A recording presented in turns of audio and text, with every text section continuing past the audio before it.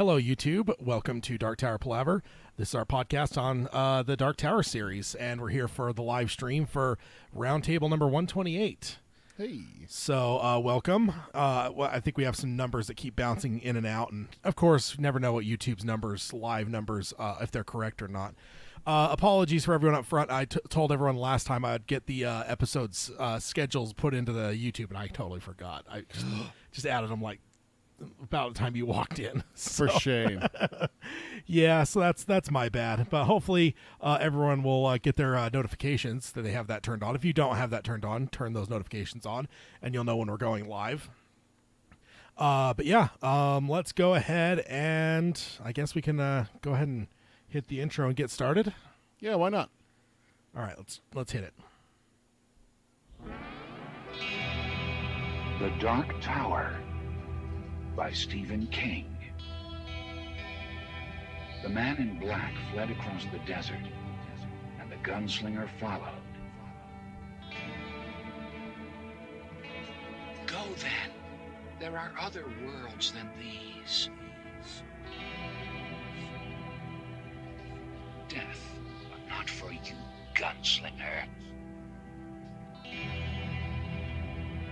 It's time we had our own Palaver, I think, and it's going to take a while. And yet, dauntless, the slug horn to my lips I set and blew. Child Roland to the Dark Tower came. We are content, one from many. Let the Palaver begin.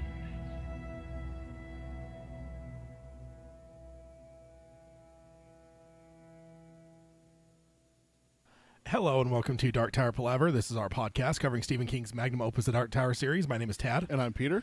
And we're here for Roundtable number 128. You know what would be fun to do one time is for us to switch spots and see what happens. What do you mean? Like me sit there and you sit here. Yeah, no. No? That absolutely can't happen. That would definitely screw up my brain. Your brain would break having to take the episode off, not having to drive everything and everything. Yeah, and then you'd be over here freaking out. Oh my God, what do I do? What button do I push? Push all the buttons. There'd be noises going on, cameras would be flipping around, and all kinds of mayhem and chaos would be afoot. I mean, Randall Flagg would approve, so... You know, if the hero of the stand in the Dark Tower series would approve of our podcast, Stop it. Maybe we should do it. No, stop it. Hashtag Tad is terrible already. Oh, that's early. That's an early one. You deserve it. But let's go ahead and hit the intro stuff out of the way first. We want to warn you about spoilers. This is a roundtable, so we will spoil all the books of this Dark Tower series. So if you haven't finished those books, you may want to stick to our book club episodes. On the book clubs, we stay where we're at or before. We never skip ahead, except for at the very last few minutes of each episode, we have a spoiler section, but that is cordoned off. If you're watching, you'll see the screen change. If you're listening, you'll hear a very distinct spoiler sound. Alarm. So alarm, yes, alarm and warning. So those are safe episodes. You can go up to those spoiler warnings and stop. So like right now, we're kind of on the tail end stretch of book 3. Oh yeah, we're to Lud. Yeah, so if you're like cruising through book 5 right now, that'd be a safe. Every episode that we have in the can right now would be safe for you, except for like the last 4 or 5 episodes when we started doing the spoiler section. Just when you'd get those spoiler sections at the very end, but we do keep them nice and quarantined, so they're safe episodes to listen to until you finish this series. Then you can go back and listen to all those spoiler sections, or you can listen to our roundtables freely. But if you do listen going forward, you may have things spoiled about the end of the series. Next, if you want to find us, you can find us on Apple Podcasting. You can find us on Spotify or Stitcher. You can find us on pretty much any podcasting service out there. If you want to subscribe, rate, and review us on any of those, we'd appreciate that. Then if you want to join us live and or watch the live streams after the fact, you can do that at youtube.com/darktowerpalaver. If you're on the YouTube side, like, subscribe, and ring the bell for notifications. As I said Before the intro, for the YouTube people, I apologize. I did not put the scheduled episodes up so that you couldn't see in advance when they were. Hopefully, you all knew the regular schedule, but I didn't put them up until 30 minutes before the episode. So the notification bell would be great because then when we went live, you would have been notified. Exactly. And you would have known to come on over and join us live to throw some emojis in the chat. Stop it. No. Yeah. See, this is going to be an emoji-free episode. What I need to do is just get some small prizes and give out prizes for the first person that puts an emoji in the chat, and Don't encourage them. The first person that gets you to just sigh and just exacerbation, just all those things, all those type of things. We could do that for the year-end bash. Just how badly can we hurt Peter, and just have a contest. Oh man, I mean, I think I've outlined the plan for people. I think people can figure it out. What with all I've given them over the last, I don't know. Actually, that's the other thing I guess we could say now. I know we're not through the intros yet. Yeah. But we just hit our birthday as a podcast. We did. So, let's finish the intros and we'll hit that. So then if you want to find the show notes, you can find that at darktowerpalaver.com. All the stuff that we're going to cover in this episode will be linked over there. So if you want to go read the articles that I'm covering, you can do that over there. As well as you'll find all the links for all things Dark Tower Palaver. If you want to find our merchandise, if you want to find our Twitter or our Facebook, pretty much there's links over there for everything, including our new questions for new listeners. If you're a new listener and you want to introduce yourself, those are questions we found are great ways for us to get to know you. You can answer one of them, you can answer all of them, you can answer anything in between. And then if you want to support the show, you can do that at patreon.com/darktowerpalaver. We are next episode in October, the day before that on our Patreon, we'll be doing our discussion of Dr. Sleep. The movies. Exactly. Movies, because there's two versions. It's movie. It's two different versions of the same movie. Exactly. Two different versions. Yeah. So, yes. That's over at the Patreon. And then if you want to contact us, Peter can let you know the best ways to do that. Best way to reach us is email. It's darktowerpalaver@gmail.com. And Tad, you were saying last time that the email bag is it's pretty empty, isn't it? Yes, indeed, it is. Yeah, so this is a perfect time. Go ahead and get your email sent in if you have a discussion topic or just a general question for Tad and I. It doesn't have to be just Dark Tower. It could be basically anything King. And then follow our social media. It's Twitter is Dark Tower Pod. That's at Dark Tower POD. And then Facebook.com/Dark Tower Palaver for our Facebook. And then Instagram is Dark Tower Palaver. That's all one word with no spaces in there. And then check out our merchandise. It's tpublic.com/user/Dark Tower Palaver. Yes, indeed. I just threw an emoji in there for you. Stop it. Oh, and you did a little werewolf. Yeah, no. a wolf, of course. I mean, you could take it as an innocent thing like Wolf from The Talisman, but of course you take it as a beast, so... Yeah, it's because I know you. I know what you intended. What are you saying, that I may have typed werewolf in the emoji search thing, trying to find a werewolf there, and that's all I found? Uh-huh. Oh, okay. Well, that's probably true. That's accurate. Okay, but yeah, we just hit our anniversary. Let's see. Let me pull up the calendar here. I think it was the 5th. Was the very first? So we're only a couple days removed from it. I had a notification on my phone. Let me see if I can... Oh, yeah, there. Oh, it's the 3rd. October 3rd. So we are 5 days past our anniversary, which would be 7 years. 7 years, yeah. Is this 7? 2015 is when we started. So holy shit. Yeah, so 7 years. That's what I was just about to say earlier. 7 years. People have found ways that they can tweak you and torment you and stuff. Yeah. So plenty of time there. But yeah, so 7 years of being tormented by you. Yeah, well, at least on Mike. Yeah, on Mike. Yeah, that's true. Almost a decade and a half before that, just little jabs in person, Yeah. Not being recorded for the internet. Indeed. So let's go ahead and jump on over into the news stuff. And this first one here is actually one that I skipped last time because it's a little bit of an in-depth article, but it's one, and we had a lot last episode. But it is one I did want to cover because it's an interesting question. Because ultimately we're getting a lot of King adaptations, but the title of this article is Stephen King adaptations are practically impossible to get right and always will be. So wait, just Stephen King adaptations in general is what they're saying? Yeah. All right. So this is by Scott Tafoya from Polygon on September 6th, 2022. Hey, I know Polygon. I don't remember if we've ever covered anything from them, but I use them all the time. Oh yeah. Yeah, they have a lot of game walkthroughs and stuff like that. Oh, so. okay. Yeah, I don't know if we've used them either. I mean, I know they've come across my desk a number of times, but in terms of if I've ever actually used them or not, I don't know. So, Gotcha. But yeah, no, it's interesting. It says in 1996, Halloween and Big Trouble in Little China director John Carpenter told SFX magazine that he'd really only made one film that he didn't love, and that is 1983's Christine, which that's a bummer to hear because I love Christine and I love John Carpenter, but I can maybe see why though. I think of all of his movies, it's probably the least John Carpenter of all of his movies. It says it was his only Stephen King adaptation. Universal Studios had hired Carpenter to direct an adaptation of King's Firestarter. Sorry about that, Peter.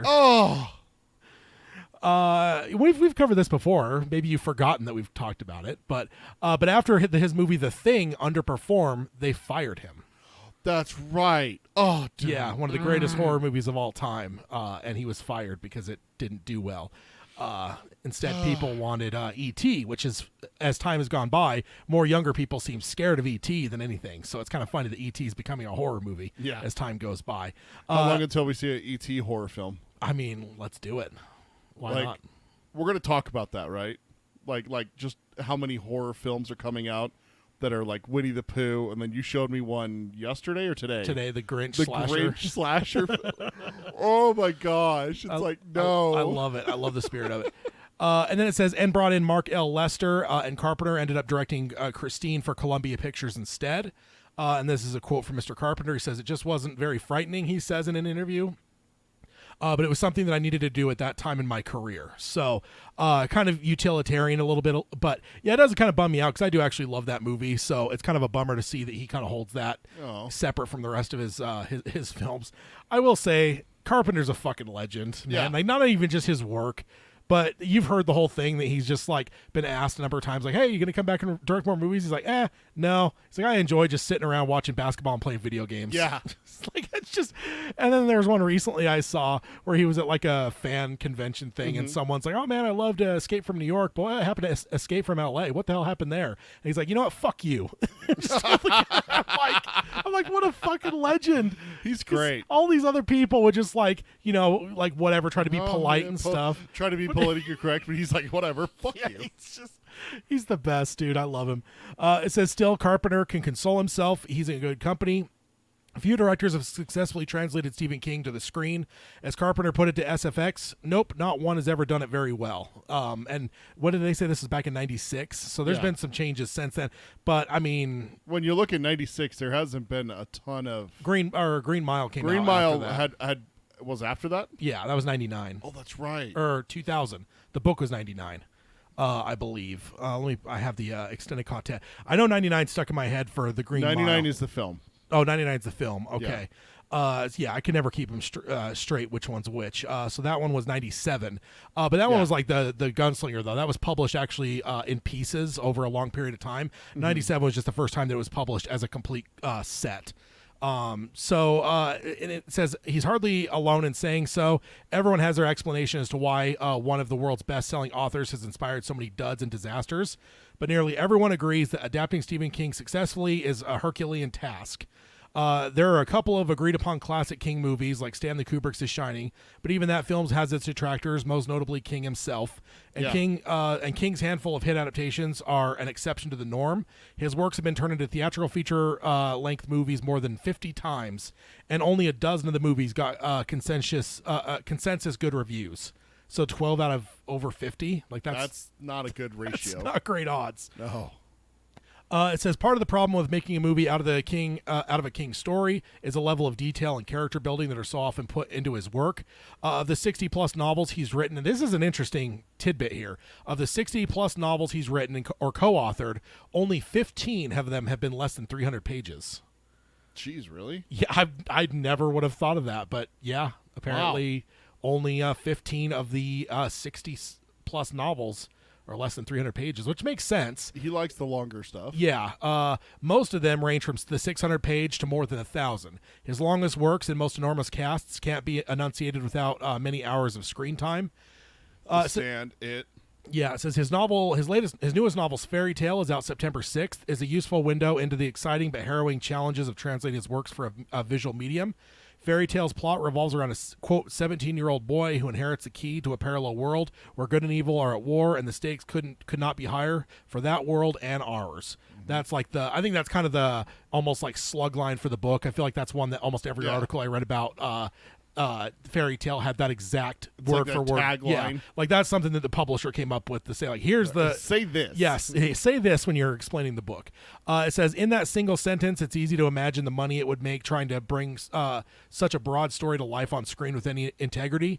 King's books create and destroy communities or even the entire world in order to show how precarious so much of America's civilization is balanced. Trying and failing to respect that dynamic and adapting his books has become something of a hallmark for American film and television. It says making a single movie out of a book about all of American life, and then in parentheses, or even two in the case of Andy Muschietti's largely profitable adaptation of Stephen King's It, means having to shave off characters, plot points, and it means adapting adopting a style very different from King's writing, which frequently spends entire chapters on character or events that don't really move the plot forward, but are essential to the theme and tones of the work. And I will pause there and say Gunslinger, for instance. All the people I've been arguing with for years saying that Gunslinger would be easy to adapt. I don't think it would be, man. There's a whole chunk of that book that is just not, there's no plot. It's or flashbacks within a flashback. Yeah. And thoughts and stuff like that. It's not him talking to a companion or something about it. Yeah, exactly. It's him remembering what Court said and what Cuthbert said back, and or even just struggling in his mind about, Brown. Is Brown some kind of an allure? Is he some kind of trap? Whatever. Like, there's so much of that book that is not on, like, it's not very screen friendly, and there's not a lot of it that really drives the plot forward. I think if you really came down to it, I think you'd struggle to make a 90-minute movie out of The Gunslinger with all the stuff it actually has in it. Yeah. I think you'd find yourself hard up because there's so much of the actual meat of that book that is not really anything you're seeing. So that's a tangent, of course. It says our specialty. It says adapting his work means making choices and usually sacrificing everything uniquely essential about his work. And then what it does here is kind of goes into to kind of dive into the whole thesis here as it kind of goes through the different eras. So the first era, it has highlighted here. It says King's first movies and the miniseries Boom. And it says Brian De Palma was the first director to release a movie based on King's writings. His 1976 horror movie Carrie put him on the map, and just the book it adapts made an overnight sensation of its author. The film grossed $33 million against its $2 million budget, so it wasn't surprising when in the mid-'70s Warner Brothers acquired the rights to King's Salem's Lot with the intention of turning it into a feature film. It was eventually handed over to their television division, where 24 named characters would have room to breathe over the two-night broadcast time. Which makes sense. That's another one we've talked about. That'd be a hard one to make into a movie, just because it is so dense. Like it isn't even page count either. You can't look at Salem's Lot on a bookshelf and go, man, that one would be hard to make into a movie. Yeah. When you read it, you're just like, holy shit, there's a lot. There's a lot going on in this thing. Yeah. So I could see why up to this point it's only ever been on the small screen. That's changing next year sometime, of course. We'll have to see how that goes. Hopefully. Yeah, hopefully. Now Warner Brothers has canceled a lot of shit, so yeah, it's true. And the thing is here's another side tangent question here. Okay. Would it be worse if Warner Brothers just killed it? What would be worse? If you're a huge Salem's Lot fan, knowing that they filmed it and killed it, or like Dark Tower, where how many years do we spend where they signed some director, they signed an actor, and then it just got killed and never really moved forward? I mean, think about that long stretch even before we were podcasting. Like what would have been worse if, like, let's say that it never came about with Dark Tower, but we knew multiple times Ron Howard and Javier Bardem, Russell Crowe, and I don't remember what director, like J.J. Abrams at one point. You said Ron Howard, right? Yeah. There was like all these different versions. Yeah. So what would be worse, knowing that they just never could get it to go, or knowing that they spent however millions of dollars to film the film that you were waiting for, and then they killed it? The second one, filming it and then killing it, tells me that one of two things happen. One, the studio's an idiot and they're deciding to cancel something because they don't think it'll be successful. Yeah. The Thing, Shawshank Redemption, stuff like that. The Shining. The Shining, that has been successful that people didn't think it would be. or that people didn't agree that it was, and then we see, with time that yes, it is actually a very good film. Yeah. Or two, it was just so bad that they had to kill it. Otherwise, they just get roasted again. And Yeah. WB right now can't afford that. They're doing a massive overhaul there. So Yeah. I could see it being both ways. I could see them just being like, what, Salem's Lot? What is this? A Stephen King adaptation? Look at his track record. Look at it's about vampires? No, fuck that. We're done with this Twilight shit. Get it out of here. Yeah. But then you find out that it's the best vampire movie since Bram Stoker's Dracula. Yeah. I think that would be far worse than the developmental hell. I mean, dude, we've been in dealing with developmental hell since high school for not just Dark Tower but Halo. Yeah, Halo Meg. Meg was another novel that we both loved and wanted Yeah. to see it get made. And it did a good- it finally got made, and that one was good. Took almost 20 years, but it finally got there. Right. Dark Tower, another one we waited on forever. Now, I will say, though, as I was speaking that question to you, I realized we're on both sides of it. Yeah. Because the Amazon series that will never see the light of day and we'll never see it. So and I'll say, we have both. I'll say that's easier to swallow than it being like no, that's harder to swallow knowing that it was filmed. There's a pilot out there somewhere on a hard drive, locked away in Amazon's vaults or some shit like somewhere. Yeah. Which I picture looks like the Indiana Jones. Mazzara probably carries it somewhere. Like in a knapsack on, like the Indiana Jones knapsack and everything, carries it with him and stuff like that. Yeah. Just, like trying to keep it close to him, and everything. But, like, I'll tell you right now, Ted, I'm going to flip it on its head. What if Mike Flanagan signed on to do The Dark Tower? Filmed the first season, the entire first season, 9 episodes. And they killed it. Let's say it's 9 episodes. And they killed it and buried it and said, you're never going to see it, like they did with what is it, Batwoman that they did at WB? Oh, no, Batgirl. Batgirl. Yeah. Yeah, which, of course, I'm a Batman fan, so I'm just like, I'm but not- then they're like, we're killing it. And I'm just like, did you kill it for option 1 or did you kill it for option 2? Like, which one are you If killing it was it for? Flanagan, we would know. But if it was Flanagan, we would know. Yeah. And see that right there, that would be the dagger, just like that. I would never speak on the record what I would do in that circumstance. That's all. We'd go full fanboys right there. Is what we'd probably do. Indeed. It says still CBS took liberties with the book, merging characters and changing the villainous vampires from a dandy to a subhuman rodent. Thanks to Toby Hooper's direction and game cast, it got great reviews and ratings. It remains truly frightening, and it opened up the door to the idea that the best approach to King wasn't on film, where flop after flop, Firestarter, Sleepwalkers, Cat's Eye, Silver Bullet, Graveyard Shift tarnished the stories that inspired them.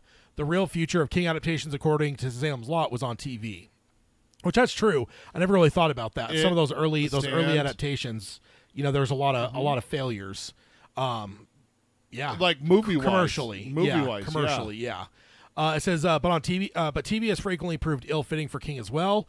Long run times gave creators the freedom to explore more of the nuance of King's work, but there were still tough hurdles in making great art on television at the time, when the medium was the province of writers and good directors wouldn't go near it. When capital A artists made the crossover to the small screen, their works was frequently subjected to network tampering, Twin Peaks, or outright cancellation, Fishing with John and The Dana Carvey Show, when it failed to find an audience. That meant that much of the class of directors that would have tackled King's work in order to please TV studios bosses, as concerned with rating and censorship as with the relative quality of the product. Obviously back in those days, it was the old, even cable wasn't that big. So, a lot of this stuff, you're still beholden to the old studio system when it came to television, dealing with censorship, what you could put on TV. Yeah. And then also these high-end executives are going to demand what they do and don't want and stuff. It says over the next few years, 6 adaptations of King's work hit the small screen, ABC specifically, in 2 to 4 episode installments. Tommy Lee Wallace's It, John Powers' The Tommyknockers, Tom Holland's The Langoliers, and Mick Garris's The Stand all tried to capture as much of the novel's enormity as possible. King personally scripted a truly, and I disagree with this, of course. King personally scripted a truly awful remake of The Shining, which again, I'm not gonna argue too hard there, but it's not. It's not bad. No, I think it stands up. Yeah. Also directed by Garris, and an original 1999 production of Storm of the Century, directed by Craig Baxley, who King handpicked for the task. I need to watch that. Yeah, that one just hit streaming not too long ago. Hulu. So yeah, on Hulu. Yeah. So I need to watch that one too. I don't remember if I ever saw that one back in the day or not. So what was the trouble? Choices. None of the filmmakers who got to get a crack at King's writing brought any significant style to the task. The goal of these early adapters were just replicating King's ideas and story beats as faithfully as possible.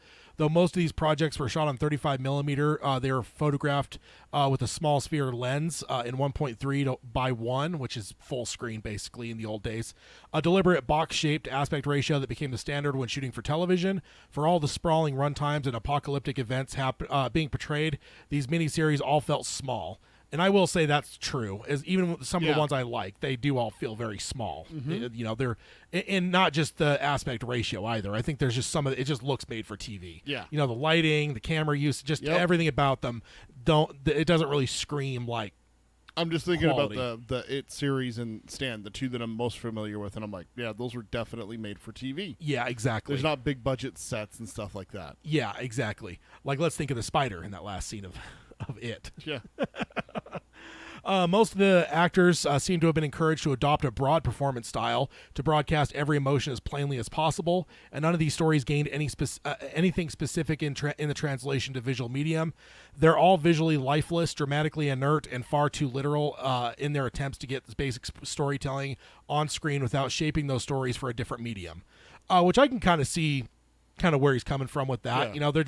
There isn't a lot of a spark or pizzazz with a lot of them. A lot of them, they're just very matter of fact. They're just tell the story and get it done. Yeah. You, like what we expect on television nowadays has so much more depth and spark and reality. I mean, think of like even Ted Lasso, which should be a silly comedic show. It's not. There's elements of that show that deep meaning and stuff like that. Like great acting.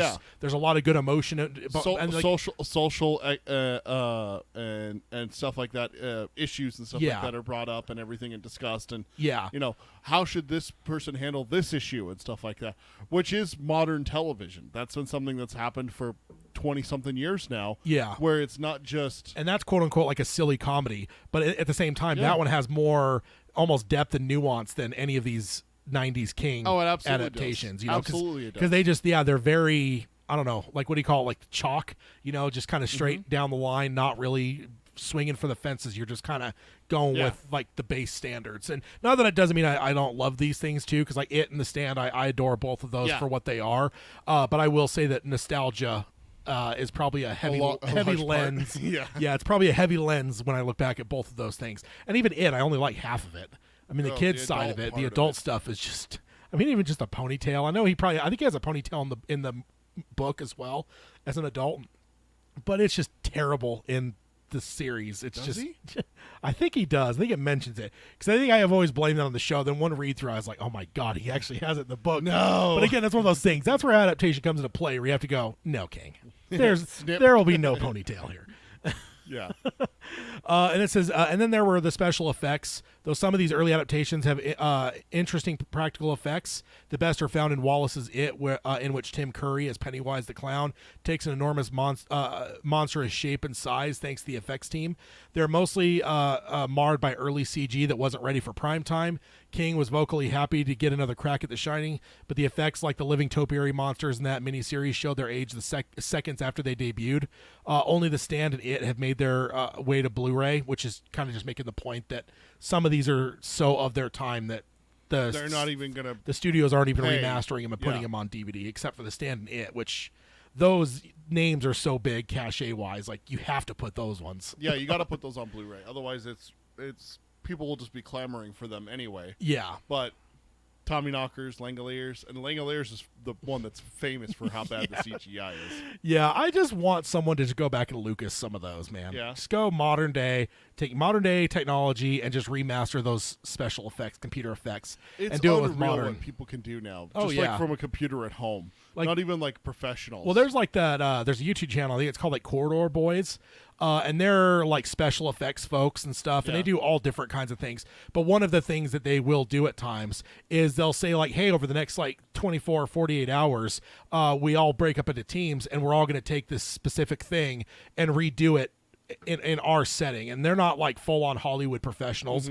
They're a little bit more so than like maybe home computers, but they're definitely not Hollywood professionals, because they did the Scorpion King, for instance. The Rock Scorpion King thing. And again, they did a time limit. They only had 2 days or something to work on it. But still, what they were able to come up with in a like what I'd call like semi-professional setting over the course of 48 hours, like, cool, what could a studio spending real money make of the Langoliers, you know, with a professional grade studio? It would be interesting to see potentially. Absolutely. And then it goes on and says, this was all in stark contrast to the lessons being learned by people adapting King's work for the movies. The sober, adult-oriented dramas, The Shawshank Redemption, Dolores Claiborne, The Green Mile, and Hearts in Atlantis all took the opposite tack, showing what happens when directors adapt the horror writers' gentler stories with an eye towards winning awards. Even some of the horror films from the 90s era, Misery, The Dark Half, Needful Things, adopt much more controlled, hushed atmosphere than the likes of The Stand, which ends with a computer-generated hand squeezing a nuclear bomb until it detonates, killing... and this hurts me. Killing the demonic villain who looks a little too much like Jay Leno. It's true. I don't think so. It's true. He is the demonic villain. He doesn't look like Jay Leno. He's not a villain, sir. He's absolutely demonic-looking villain. He has horns. He looks like a demon. Semantics. That's just superstition. Indeed. Then it says in the next section here is the arrival of prestige television. It says just as King was becoming something of a Mark Twain or Will Rogers style fixture in America, and then in parentheses it says he even had a syndicated column in the Entertainment Weekly at the height of the Iraq War, which that's interesting. Wow. I didn't know that. I wasn't reading Entertainment Weekly in those days. The torture porn and found footage fads were reshaping how horror movies were presented in America. The real bellwether came when Frank Darabont made the plentiful, gory, and unbearably cruel 2007 movie The Mist, based on King's novella. Filmmakers could now lean into the unapologetic sadism at every turn and get great reviews in the process. At the same time, something else was happening to mass media. And it says on HBO, shows like Oz, The Sopranos, The Wire, Deadwood were reaved of finding what could be shown on television. Literally writing, patiently directing, superlative performances, and cameras shot in wider aspect ratios all gave the television a more cinematic look and feel. Suddenly, as million trend pieces pointed out at the time, TV was looking better than what was being offered at the movies. Soon, every network had its own prestige show: Mad Men and Breaking Bad on AMC, The Shield, The Americans, Nip Tuck on FX, The West Wing, Hannibal, and Friday Night Lights on NBC, David Mamet's The Unit on CBS. They all came, and then came the streamers. So, you know, of course, this is where things are evolving and stuff. Yep. Hello, Baraki. Welcome. See, I all I can think of with Baraki, I got to say, is just the other day was the 30-year anniversary of Mortal Kombat. Is Baraka, and that's no offense. Baraka's awesome, but I do love the name, and it does remind me of Baraka as a kid that grew up. Now, he's the one that's like the demon with the big old swords, right? Yeah, he didn't come till the second game, but still, he's a great character for sure. And I love Mortal Kombat, dude. It's just one of my all time. It is definitely one. You have a giant poster at work of it. Yes, and I'm not kidding when I say giant. I'm not talking like it couldn't fit on a normal wall. Like, no, it would not fit in this office. It's huge. So yeah, I tried. Yeah, you tried fitting before it I had the shelves and stuff. Really? Yeah, I tried. It's way too big. Yeah, I think it had like almost like probably 6 to 8 inches that were still rolling on the ground, rolling on the floor. You're this isn't gonna work. Yeah, and not to mention this, my this room, you can't really see it on the camera, but the ceiling is angled. Yeah, it's slanted, so it's not as big on one end as it is on the other, so that doesn't help. No. It says, in order to compete with the broadcast stations, Netflix and Hulu shelled out big money for shows like House of Cards and The Handmaid's Tale. Censorship loosened and big-name talent was being attracted, with Oscar-winning actors popping up on TV left and right. Yep. Seemed like nothing. Colorful language, graphic sexual assault, violence was off limits, and writers' rooms and casts were finally filled out with people other than straight white men. The possibilities were endless. So what better time to give Stephen King's unbeatable name recognition another outing on the small screen? It says there were a few King products for TV in the 2000s, most directed by Baxley or Mikhail Salmon, who remade Salem's Lot for TNT in 2004. The series got away with a fair bit of violence, but still basically told the Stephen King story as it was written, with very little style getting in the way. It shouldn't, again, in theory, have been such a Herculean task to replace King's pre-Sopranos TV adaptation in the public conscious. Though they provided audiences with some good scares, those early adaptations weren't so beloved that they'd spawned vocal fandoms who complained that their favorite shows were being ruined by some new interpretation. Further, King had written a number of new works crying out for prestigious treatment, but the new round of writing got off to a bumpy pedestrian start. The Sci-Fi Network, then called Sci-Fi, and that's SYFI, and then it used to be called just Sci-Fi like any normal human being would spell it, financed 5 seasons of Haven, a 2010 series based on King's short 2005 mystery novel The Colorado Kid. It looked and acted much like any number of network TV shows with cheap synthetic music, not all their special effects, flatly handsome cinematography, quirky characterizations, and bland casting, not much ambition. CBS was next creating and quickly losing interest in Under the Dome. The 2013 series abandoned the story in King's massive novel and got down to the business of keeping weekly show going by packing a narrative with dramatic cul-de-sacs and rudimentary plotting. It was canceled after 3 seasons. King told the New York 3? Yeah, it did. Good. King told the New York Times that he wasn't sad to see it go. Can you imagine, like, being the people behind that, and you're just like, King's just, I'm glad it's gone. Yeah. It's like, good Lord. But they deserved it, though. Let's be honest. I couldn't get through season 1. I think I got close to I think I maybe finished season 1, but there was no, like, that was an absolute, I felt like Frodo at the end of Lord of the Rings, dragging myself over fiery coals. Carry you. Like, that's what I felt like getting through the first season. So when they're like, oh, a second season, I'm like, no, absolutely not. How did they ever approve a second season? I have no idea. It probably had decent enough ratings to start, I can't imagine that the ratings didn't drop as that season went on, but there's probably good enough ratings that they were able to justify it themselves. We'll bounce back in season 2. Yeah, I don't know about that. The next section here is called Finding a Footing. Says the prestigification of King-based television didn't start in earnest until Hulu's handsome 2016 adaptation of 11/22/63 about a man, James Franco, who travels back in time to stop the Kennedy assassination. In 2018, the streamer also launched The Excellent Castle Rock, a kind of fan fiction, open world Stephen King tribute stuffed with as many references to his works as 2 seasons of television could handle. In 2017, Spike TV launched a very expensive season of The Mist. Oh, no. That is indeed The Sentient Mist. No. If you have, I wondered if you had forgotten about The Sentient Mist. I had not forgotten about it. Okay. Well, I mean, did it leave your mind a little bit anyway? Is this rehashing? You're just trying to see how much pain I'm in is what you're going for, and that's what you. I'm not giving you the satisfaction of answering that. It says the same year, Ally McBeal creator David E. Kelly created an adaptation of Mr. Mercedes for the now defunct Audience Network. HBO Max got and this says HBO Max, but it's just HBO, got 2020's The Outsider. 2020's new version of The Stand went to CBS All Access. Adrian Brody starred in a 2021 adaptation of Jerusalem's Lot called Chapelwaite, which aired on Epix. An Oscar-nominated producer and director, Pablo Larraín, directed 2001's Lazy Story for Apple TV+. Each of these new shows is great in its own way. Castle Rock leads Andre Holland and Melanie Linsky both do marvelous work, making harried skepticism and resigned acceptance seem achingly real as impossible things befall them. Mr. Mercedes had a fearless interest in the sex and social life of the retirees, which is true. Yeah. But I do love that show, by the way.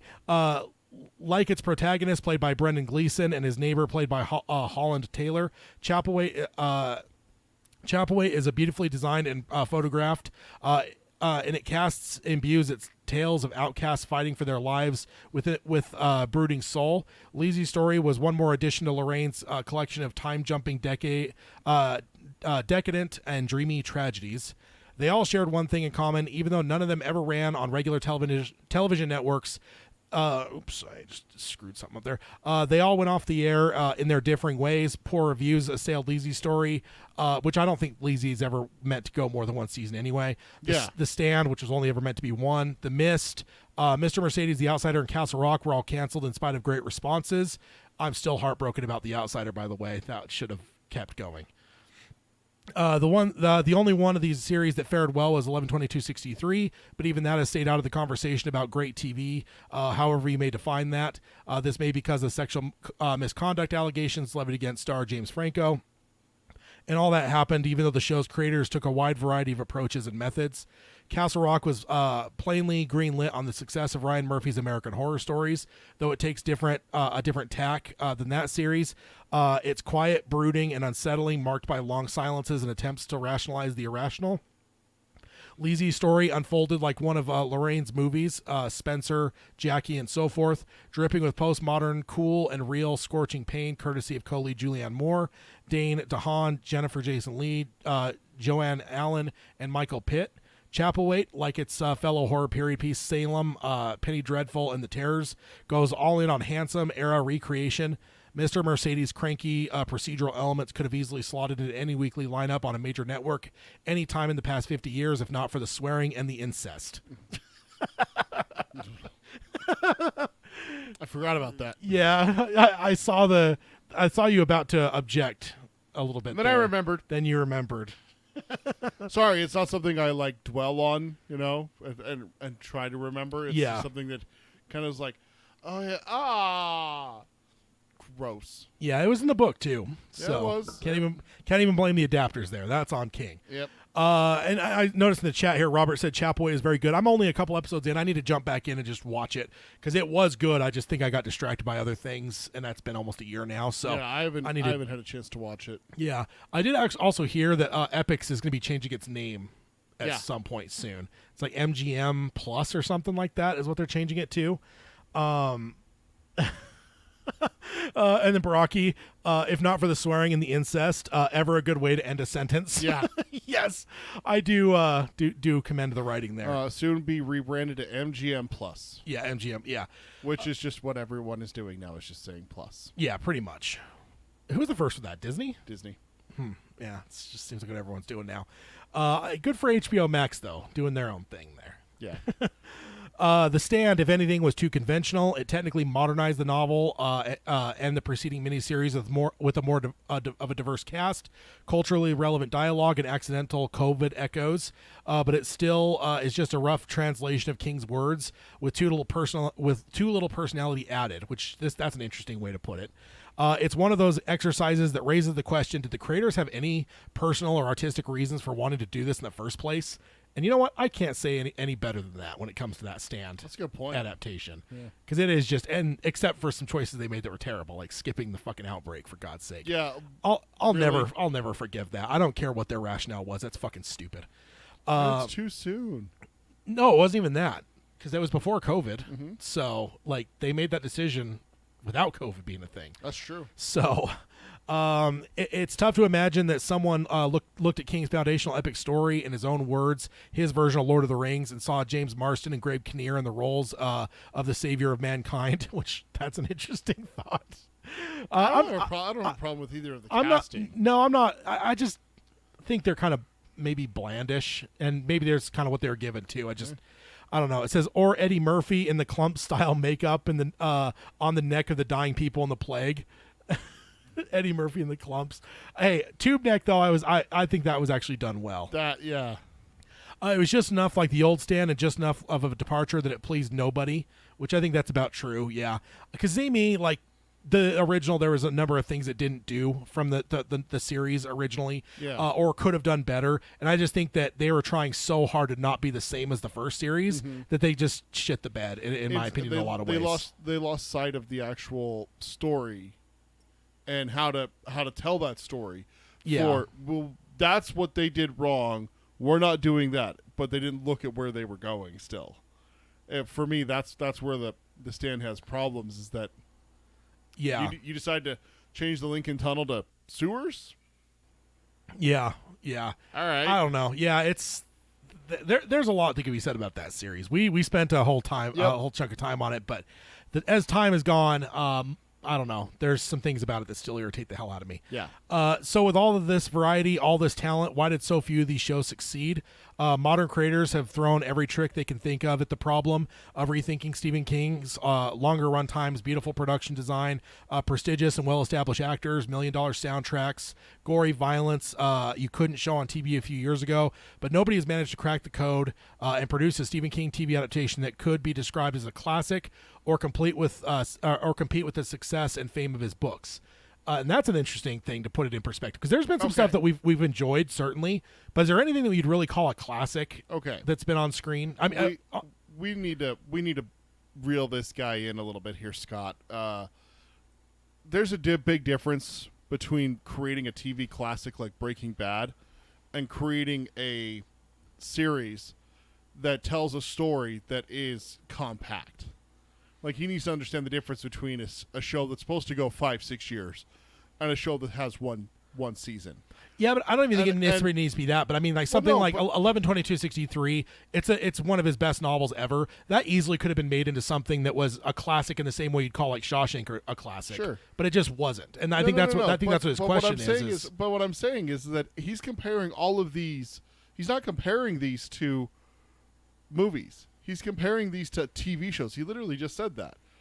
These are not outstanding television shows. Well, not all of these are made to be television shows. No, I think just look at The Outsider. The Outsider was I think that's probably the closest. Going to get a second season, but that was beyond the original scope of the adaptation material. Yeah, but they made season 1 to be The Outsider. Yeah, and so my problem is that people that he's pointing out saying that, well, they're not making the next great television show. Well, they're not trying to. No, I don't think he's saying that. He says not cracking the code and producing a Stephen King TV adaptation that can be described as a classic. That just TV adaptation doesn't mean TV show. That could be, Chernobyl isn't a show. But literally, the section before that, he's going into how every single one of them failed to produce long term. He even mentions The Outsider. The Outsider should have been one season. It honestly should never have a second season. Why should it? I know you want it. I understand. I understand because it was brilliantly done. Yeah, absolutely. But the story's done. Like The Stand, we don't need a second season of The Stand. There is no second season. It's The Stand. Yeah, I think so. That's where my problem is. I think The Outsider's more open ended though. Like you could easily take. Besides, not to mention If It Bleeds was published shortly after. You could. I'm not saying you can't. And HBO. But what I'm saying is that to compare those to long-running television shows and saying that, well, Stephen King has never produced a successful television show. That's not true. The Outsider is critically and widely considered one of the greatest series recently. I think that's the only one that you could say that actually may fall into that. Yeah, is The Outsider. But everything else that has been adapted has been very middle of the road. There hasn't been a lot of outstanding, especially on the small. I mean, we have Dr. Sleep on the big screen, and you've got The Outsider on the small screen. Outside of that, and again, think about how many have been. You're forgetting the biggest one. It's on the screen right now. You're forgetting It. Yeah, that's true. You're forgetting It Chapter 1 and It and Chapter. But Chapter think about how many movies have come out in this decade or this century, since the turn of the century. So again, it goes into his point earlier about 50 something adaptations, and 12 of them are considered critically acclaimed. That was the first ones. You can't lump those in with this if we're talking turn of the century. No, I know. But what I'm saying, but it's going to that same argument though, is that when you look at how much has been made since the year 2000 and now, and then how many we could point to as probably ones that would be critically acclaimed, ones that we would consider classics. Yeah, even if you add It, cool. But how many have been made since then? There's a lot of people swinging and missing. Is kind of what I think is what his point is, and I could see where he's coming from. And I don't think I've ever really. But I mean, you're trying to make it to where Stephen King's adaptations have to be the best of the best. Why? Why does it have to be the best of all television? He's comparing this to Breaking Bad, The Wire, and stuff like that are critically acclaimed. No, he's not comparing. Do you know how many other television shows come along during that time? He's not comparing it to those. He just mentioned those as a way of saying that a whole new era of television was born, prestige. So suddenly now you've got good directors, good actors that are willing to come into television, and it just doesn't seem like. I mean, honestly, and even despite how he said, I think what he's really getting to is very little of King's adaptations live up to the source material. And I think that's what it comes to is why is no one why is so few people doing great? I mean, Firestarter was the last big one that we talked about, you know. I'll be interested to talk about Mr. Harrigan's Phone, but I want to wait a couple episodes for that, just because it just barely came out. Like, it's only a day old, I think, now. 2 days. Yeah. Wasn't it the 6th? Was it the yeah? Either way, it's been a couple days. It's been a couple so days. I definitely don't want to dive into it now, Yeah. but I think it may in some ways fit into this. I think it was good in some ways. I'll just say just not too deeply, Yeah. but there is some areas that just felt kind of. I think someone in the in our Patreon chat said that it kind of was missing some zing or whatever, and that was a perfect thing. 'Cause it's like that wasn't necessarily bad, but after it finished for me, I remember thinking to myself like. It wasn't bad. It had some good things about it, but it certainly wasn't like a Shawshank or anything. Like you know, and it's like, Does it have to be? I mean, that's my point. That's my point right there. Is that saying like, okay, so you enjoyed it, but it's not Shawshank, therefore it's bad. No, it's not that it's bad. That's what it's coming across as is here. Is that we're attacking these shows for not being classics. Do they have to be? I think is every Stephen King novel a classic? I think there's a lot of classics that have been adapted that have not had classic outputs for the adaptations. I just think that we're being a little too critical. Like 11/22/63 is a top 5, if not top 3 book in his entire bibliography, and that series was just kind of middle of the road. I think that easily could have been one that could have been, you know, like a Chernobyl level, like cool. It doesn't need even multiple seasons, but Chernobyl's 5 episodes is one of the greatest things that's ever been put on television. Like, you know, I think 11/22/63 or any of these things, The Outsider, and I think The Outsiders is the one that is probably one of the ones that bucks the odds. But I do think it's funny because it aligns with his numbers: 50 something adaptations, 12 that are critically acclaimed. What would you say? Maybe 20 of them in the last 22 years, let's just say roughly that. I know it's probably more than that, but let's just say of the 50, let's call it 25 of them since the year 2000, and we could probably call 5 classics. But again, I just, to me, it doesn't seem like we have to call them classics to be good. They're still good. 11/22/63 was a good series. Yeah, it was. It could have been great, Mr. Mercedes, I've seen 2.5 seasons, 2 seasons. Or season and a half. I don't remember where I stopped. They skipped the second book until the 3rd season. Right. So They did 1, 3, and then 2. Yeah, I always get confused on that. I'm in book 3. I know that Brady's in the hospital. So yeah, Okay. I mean, but of that, it was good. But again, that's what I'm saying. And Baraki saying they're not saying they have to be, just that they haven't been. And I understand that. But I'm saying, why do we hold Stephen King adaptations on that pedestal, though? Because I think most of them, when we read them, they are a much higher level than what we're getting the output of. Right, but this isn't the book that's being made. It is an adaptation. Yeah. Just because it's a really good book, it's Stephen King. We know that he writes good stuff. Yeah. Just because that is. Look at all of the television that's come out in 22 years, since 2000, and you're going to tell me that we have a 50% success rate on all televisions being classics? So all of television has a lower standard just because it's a Stephen King adaptation. We hold it to a higher standard. Is that what you're saying? Yeah, I think with any, and that's not just King, that's anything. If you're adapting something, you're always going to have higher expectations because people have seen whatever you're doing exist greatly. Like, think of The Last of Us. That'd be, I think it'd be a perfect example. People are expecting that show to be fucking incredible because the game blew people away. I mean, you know, so I think that anytime you're like, if you're just Breaking Bad and you're just coming out of nowhere doing your own thing, you don't have expectations built in. When you're taking something else, usually if something's jumping platforms from book or video game to a movie or show, it's because people absolutely fucking adore it. Game of Thrones, that kind of thing. Harry Potter, yeah. Any of that stuff, Hunger Games, all of that stuff always has that stuff with it. And that's what I'm saying. That's my point, is that maybe we're being too harsh. I feel that maybe we're being a little too harsh. We have the novel. It's still there. We can still go read The Dark Tower. The movie wasn't as great as everyone expected it to be. But is it as bad as everyone makes it out? No, it's not. No, but I think when it comes down to, it's like The Dark Tower is a perfect example because what that could have been a really great thing that could have sparked with one movie. That could have sparked more things and could have actually attracted people. You know, I always think of like Game of Thrones as my ultimate example nowadays of and Dune to another extent, because those things are so unique. Your general TV show, you're not going to kill your main character at the end of the first season. You're not going to whatever. Dune, you're not going to take the first book of a series and split it in half and do a fucking $200 million movie and only do half the book. Like, not even know, because they didn't even have an extension when they launched in the theater. So at the very end of that thing, when it said June chapter 1, like, that was kind of a faith thing for them. They were just like, we hope they give us a second one because we're throwing it up here. This is part 1. Yeah. And that very well could be the end of it. So I think those are examples of like people doing great things with whatever. And I just think there's a lot of people that have underperformed with King's works. They haven't done credit, not even necessarily in the realm of like classics. I know that's maybe what you're getting hung up on a bit, but even just do they live up to what King wrote? And in a lot of cases they don't. They never will. Find me a single adaptation for King's works that live up to the original source material. Oh, I mean Shawshank. No, it doesn't. Oh yeah, it does. It's better than it's better than King's novella. Oh yeah. Yeah, because you're taking a novella and stretching it. Show me a full-length novel that was turned into a TV show or a movie that holds up. I mean, the Outsider is probably the biggest example of like. I think that long term, It's I think close. we might look at that one as a classic. It's close. But But that's what I'm saying is like, we're putting King on such a high pedestal for his adaptations. Like I mean, I'm saying King, but it's not even his fault.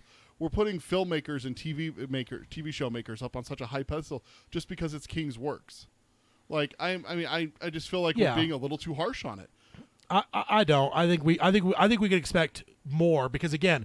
They're buying these for a reason. They're buying them because they have a built-in audience. They have a built-in audience because they were, generally speaking, I mean, we've talked about that last episode, wasn't it, when we were talking about fairy tale a little bit, is that, like, just how lucky we are because, like, there's some authors that, 1, don't write as many books as King, and 2, some that write even, like, half of what King's written, but so much of their bibliography is just shit books. Like, we're really bucking the odds in terms of just absolute quality as well as production level that King's done. Like, he continues to write books, and they're just great. I mean, Billy Summers, like, last year, I think it was even when we recapped last year, Billy Summers and later, it's like, dude, a dude in his 70s that's written 60 books already, like, he has no business writing books this good still, right. and like, and so for me, I would look at it as, yes, as filmmakers, like, they should be able to, I mean, and it's been done, that's the other thing, it's not like it's completely impossible.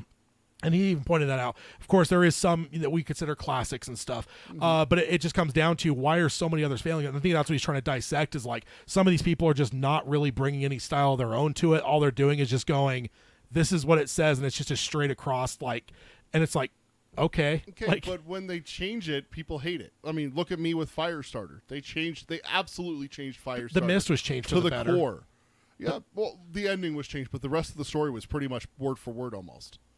Yeah. So you flip. Well, the one, ending is what flip where thing. the Firestarter changed heavily. Yeah. Well, there was more to it than just that. There was themes there that Firestarter completely left out, like the mom and everything like that.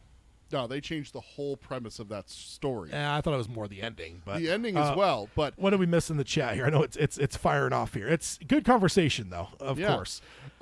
Captain Daveman said studios are buying rights to King's works before they even released because of the King name. They don't care what the story is or if it's good. And then they go on to say, maybe, but the point is studios want the name. Many won't invest the money to really do it right, though that's not always the case, obviously. So I mean, like, and I think like Carpenter. If Carpenter had been fired from Firestarter, I kind of have to imagine that probably would have been like an all-time classic. You're talking Carpenter at the height of his powers, would have been right after he did The Thing, one of the greatest horror movies of all time. Yeah. And Firestarter, we know, is just an incredible fucking story. Yeah. Like, Carpenter would have nailed that, and he's so good with like those like. It's kind of hard to see if you're only like looking at the tip of the iceberg for him, your Halloweens and your things. But a lot of his other stuff, there's some like wacky shit that gets Assault in there. on the Precinct 13 is a great example of it. There's just stuff that slips into that movie. You're like, damn, Carpenter, did you really just put that into one of your films? Dude, and I just think the Firestarter. So like, I just think, I really think that's what it comes down to is just filmmakers need to have a vision. And, so if they're going to change something, like, and that's why I think Flanagan, that's why I'm so, been pounding the drum so hard for Flanagan for Dark Tower. Cause like that dude knows what the fuck he's doing. Like he adapted two of the most unadaptable Stephen Yeah. King things of all time. Both of them were fucking incredible. Haunting a Hill House is one of the best horror things that's been done in 2 decades. And It's- let's not poo-poo Midnight Mass. That was no. fantastic series. When I hype Haunting a Hill House, don't think that Bly Manor and Midnight Mass I'm like shitting on, because I'm not. Those are great too. But Haunting of Hill House is a absolute fucking classic.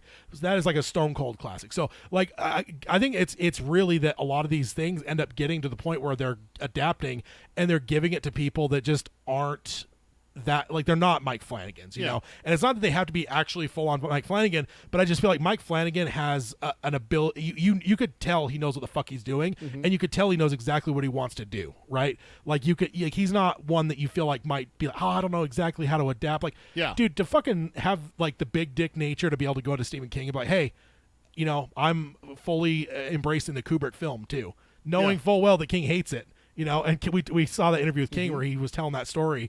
He's like, I wasn't happy, and I told him that. And he said, just read the script. And, you know, it took him 2 months to read it. Also, let's be perfectly honest. Flanagan's one of the only people we've ever heard of where Stephen King goes, whoa, dude, too much. Yeah. Let's be perfectly honest with that. That's a here move. Everyone else is here. I mean, that's an alpha male like move right there. This is the to guy put King in his place. This is the guy that wrote Pet Cemetery, for God's sake. Yeah, for crying out loud. Yeah, he's telling you that you went too far. Dude, you went too far. And with it's this like, kid. hey, what I would have said to him was like, aren't you the one that killed Tad? Yeah, what? Like the filmmakers back that off a bit. Aren't you the one that killed the kid in Cujo? Come on now, Yeah, you can't like, tell. come on. So I think that's kind of where this guy's coming from ultimately. And like the headline of the article, right? They're practically impossible to get right and always will be. And I think that's what it comes down to is right is you're at least getting as good as the novel, if not making it better. Because there are some that like that you could do better. And I just wonder to myself with things like, because that's what I thought like with like Mr. Harrigan's Phone. I'm not going to go into it too deeply, but I remember thinking to myself like, you know, what if Frank Darabont had done this? This was in a different era. What if this book was written in 1995 and Darabont was adapting it in like the later 90s? Like, I don't know what that would have been. But that was kind of the thought I came away from, where I was just like, you know, this is kind of a good, like, I think I gave it like 7 out of 10, you know, and because it was faithful to the book, but there was, I don't know, there was just something that felt like it wasn't there necessarily. 11/22/63 is the same thing. There's some elements of that I just like, chef's kiss that I love. Like, oh, that was so good. Like The Last Dance and stuff, but there was like other stuff of that I was just like, it was all right, you know, whereas the book is like we don't hype. We hype. See, there's not much we hype as much as 11/22/63 on this show. But I think that's kind of what he's getting at though, is ultimately is that, and yeah, he's skipping some stuff like it's on the screen here, and I think he's jumping around those a little bit, not to prove his point, but because we all know what those classics are, right? We know there's The Shining. We know he did mention Salem's Lot. But you know, we know there's The Shining. We know there's It. We know there's, you know, some of these classics. But I think he's pointing out the larger heft of the ones that people just kind of. And I'm not saying he's wrong. There's not a debate about that. There's not a debate about Under the Dome, where clearly they missed. Baraki says, I still like the Shining movie better than the book in some ways. I know, heresy. No, honestly, I think there's more people that might agree with you on that. I don't, but there's a lot of people that do. I think the book's a fucking masterpiece. Like, it scares the hell out of me. Like, I don't know that the Shining movie ever, even as a younger kid, ever scared me. Like, it freaked me out a little bit in ways, but it was never like a deep dread terror because it's so atypical, right? Yeah. Like, it's not darkness and fucking whatever. It's just so weird and it's just so unsettling. Yeah. Whereas, like, I read that book, dude, now, even still, there's certain scenes that just, my whole fucking body is just goose flesh. Yeah. Just terrifying. We mentioned one the other day, just talking, me and you, and you're just like, ugh.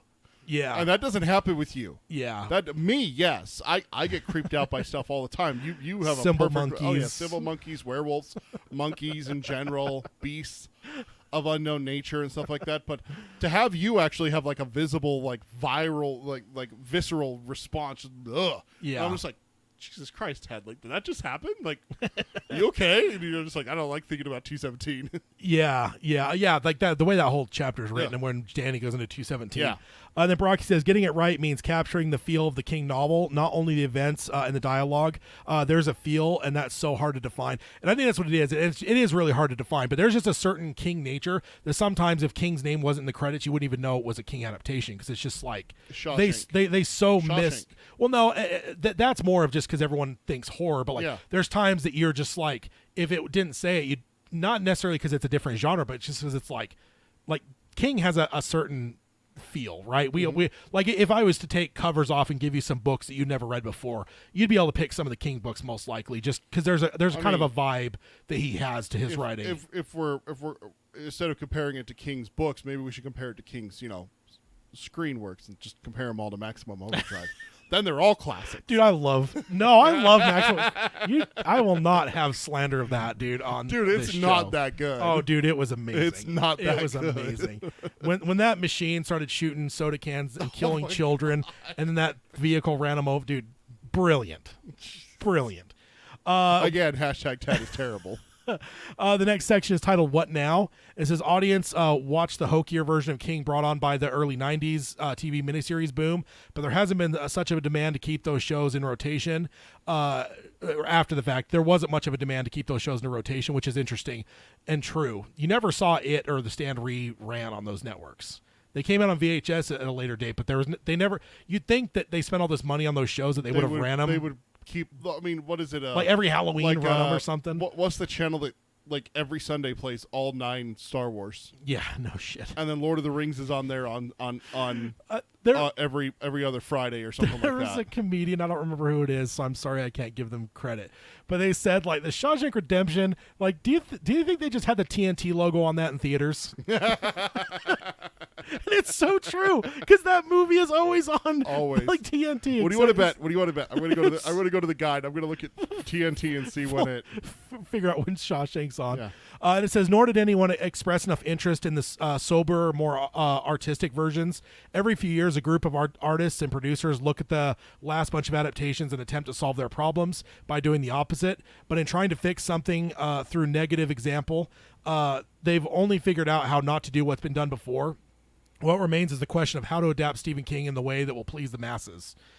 It says, certainly we're going to be, and I think that's the thing, the other thing too, when he talks about mass audience, because like Dr. Sleep, we all pretty much agree is a fucking classic, right? But it underperformed at the box office. So it's just like, was that a marketing issue? Was it like, see, that's my point. It's like, it's just because people don't consider it a classic doesn't mean it wasn't good. No, but And no, see, no. You're conflating two things here. He's talking classic, and I think he's talking about like well received, which Dr. Sleep was.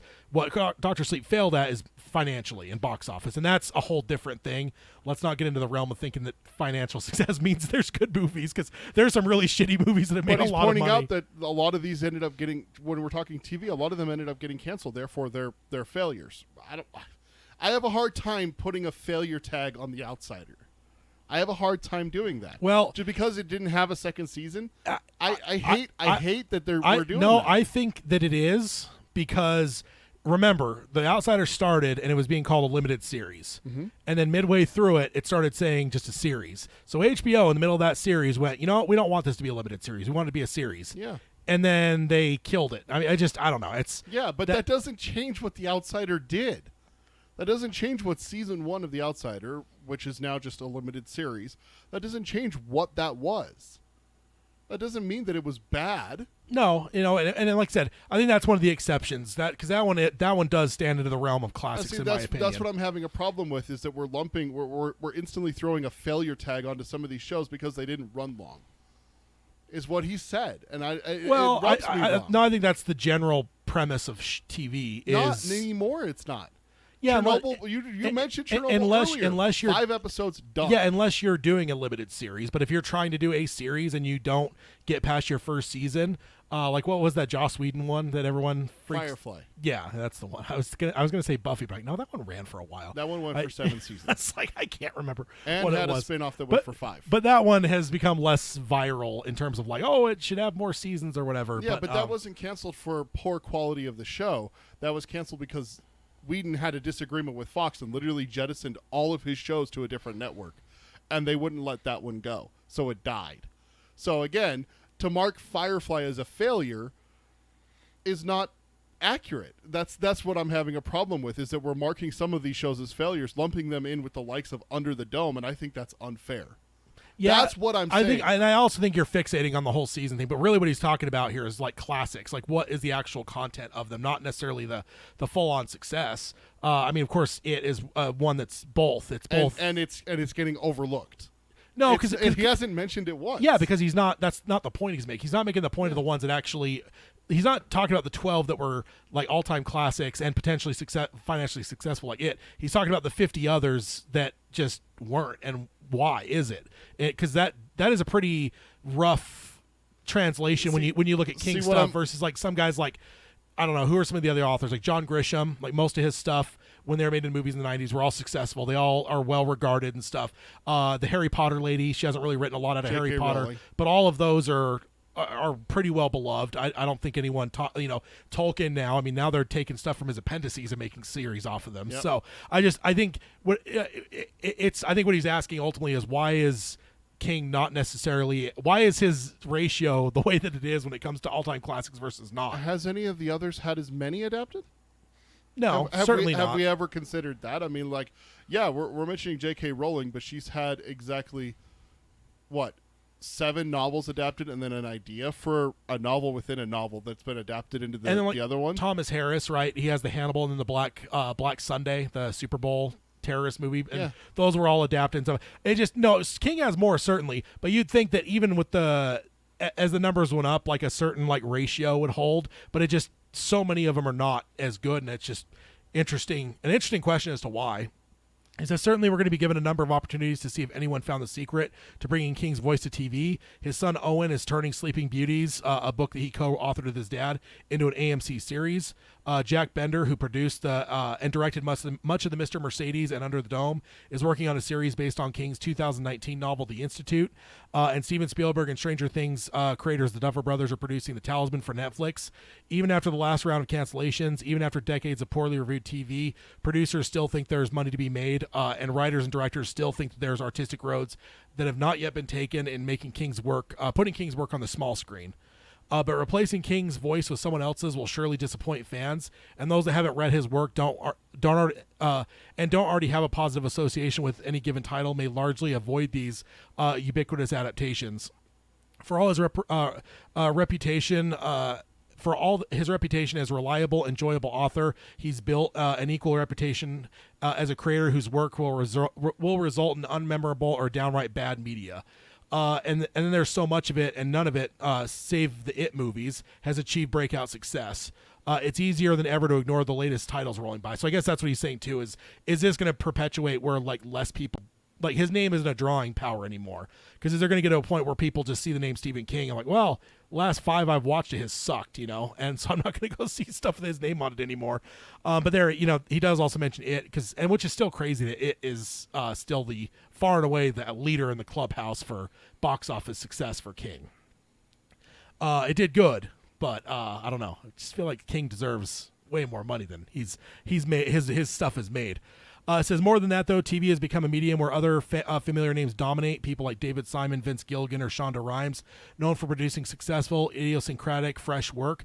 These kind of auteur showrunners who build their own brands and audiences have less interest in adapting someone else's work, especially when almost no one has a great record of producing a truly breakout King show or miniseries. We're in an age where familiarity and novelty are two of the biggest competing medium draws. The box office is dominated by huge franchises. On TV, the most watched shows are 10 Dick Wolf shows, a Game of Thrones spinoff, and soon 3 different Yellowstone varieties. Every branch of CSI and NCIS you can think of, Star Trek and Star Wars franchise installments, and many iterations of popular reality shows as many as the TV can produce. It's such a splinter TV landscape. Risk is rarely rewarded.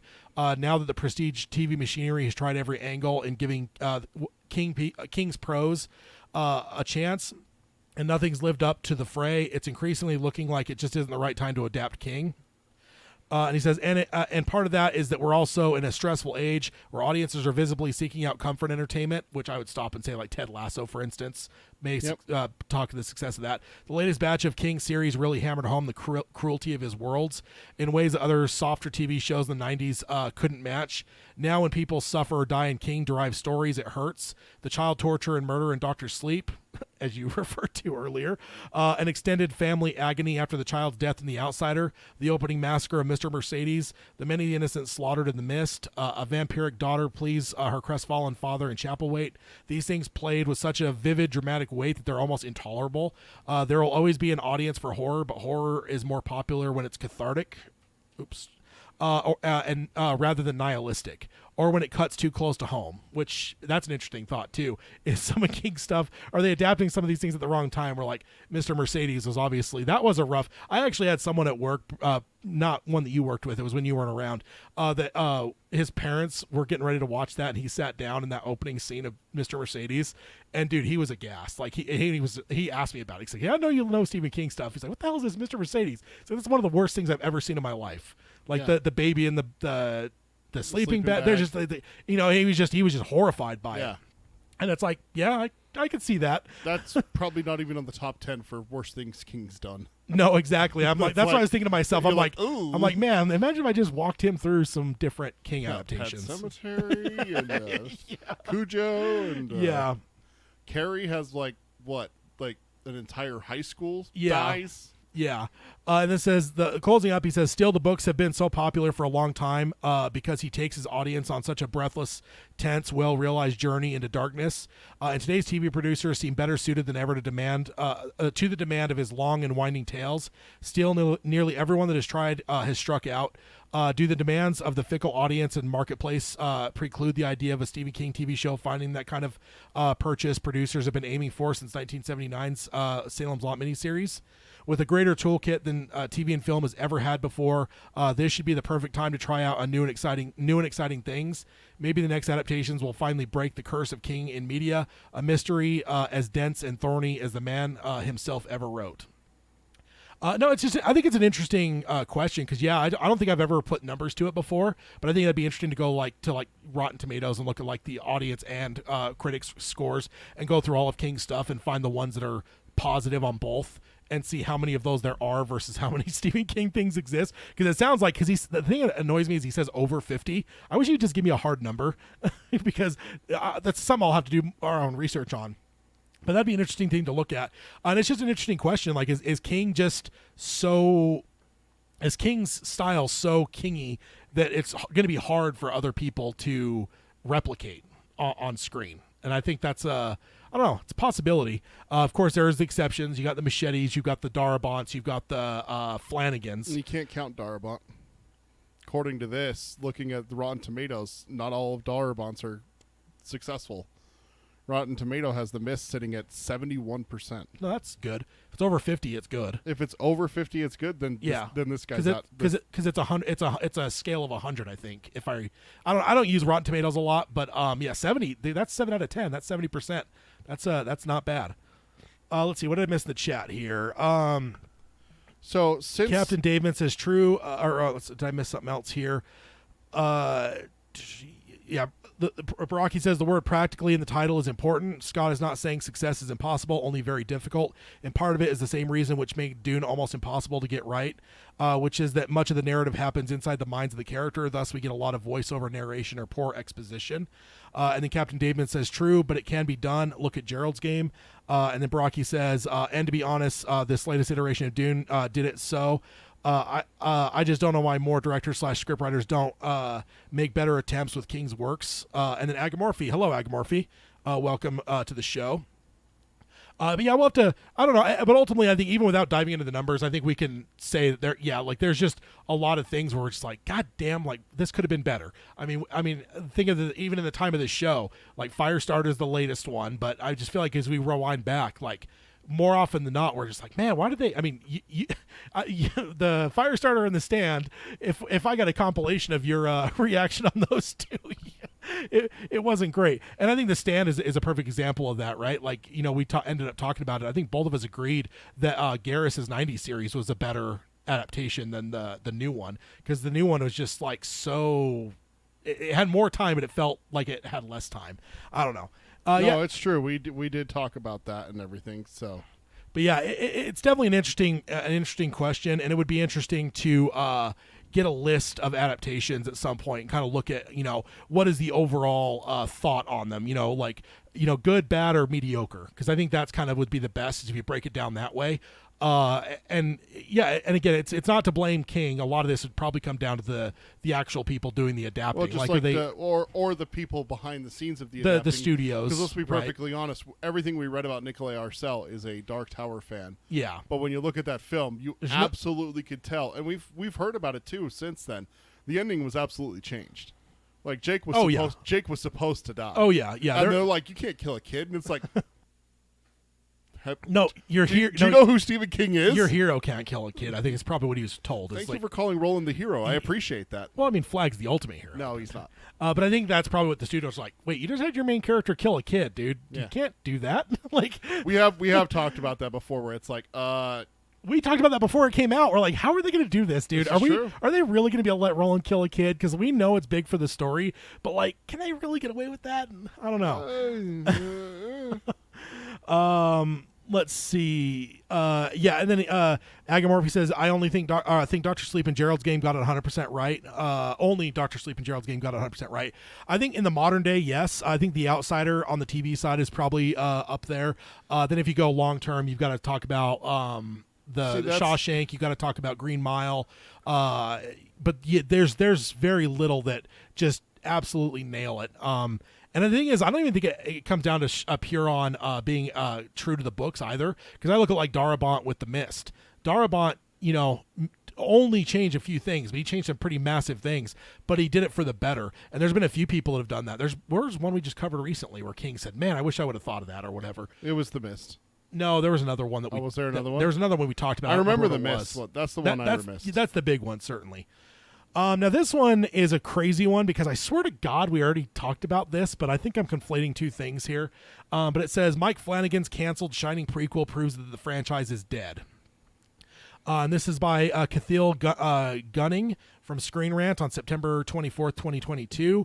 And it says the fact that horror legend Mike Flanagan, which that's weird in my mouth a little bit, but because he still feels new to me, so I don't know if legend fits. But he certainly is a master. How long has he been doing it? The Oculus came out in the early 2000s. I think it was like 2007 or 8. I went and saw that in theaters. I think that was his first movie. How long until you call him a legend, kind of thing. Exactly. It just feels weird to call him it now. I don't know. He feels way too new for that. But we've been pounding the drum for him pretty hard on this show the last number of episodes. So not to say that I'm being critical of him. It just seems legend seems weird. It says that his horror legend Mike Flanagan couldn't get a prequel to The Shining off the ground after the release of Dr. Sleep proves that the franchise potential of the famous Stephen King adaptation is well and truly dead.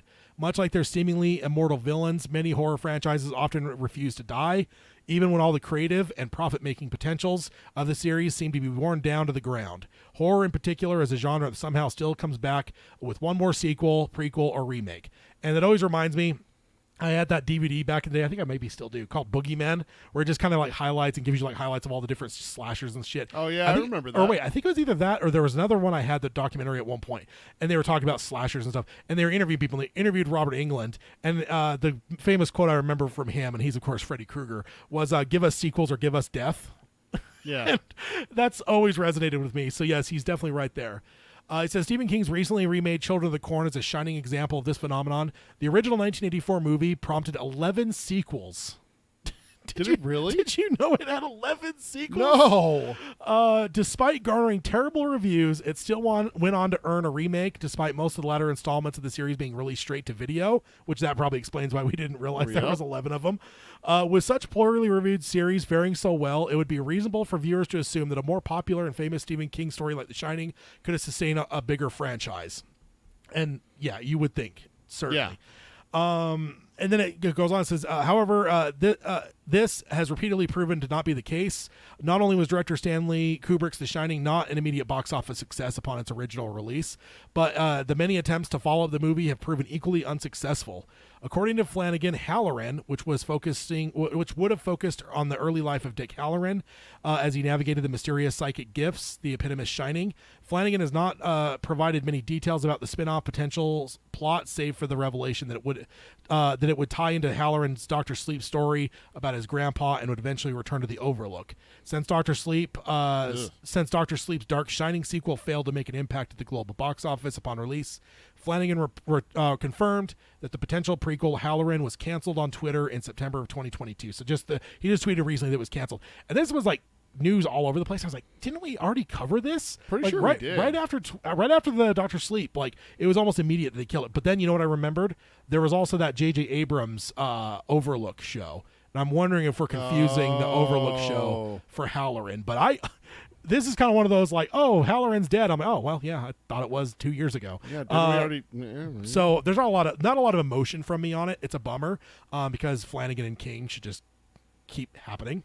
It says a prequel to The Shining centered on Dick Halloran could have worked for numerous reasons. For one thing, Halloran could have brought a more diverse cast to the world of The Shining and would have made the original movie's working class supporting star the new movie's lead man.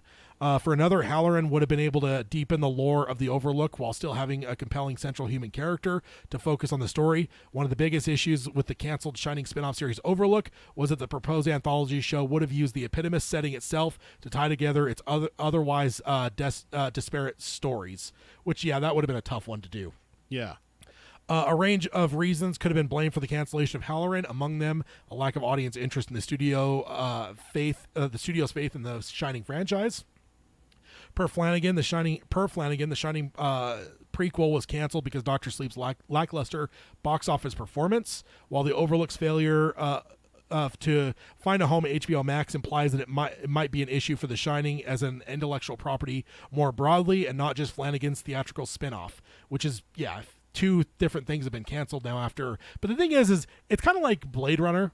So Blade Runner 2049 came out, well loved by most people, but it didn't do well box office wise. Mm-hmm. And I remember thinking to myself, wait a minute, the original tanked to the box office and it became a cult hit. So 30 years later, you're going to make a sequel to a cult hit that sucked at the box office, mm-hmm. and you think it's going to do well?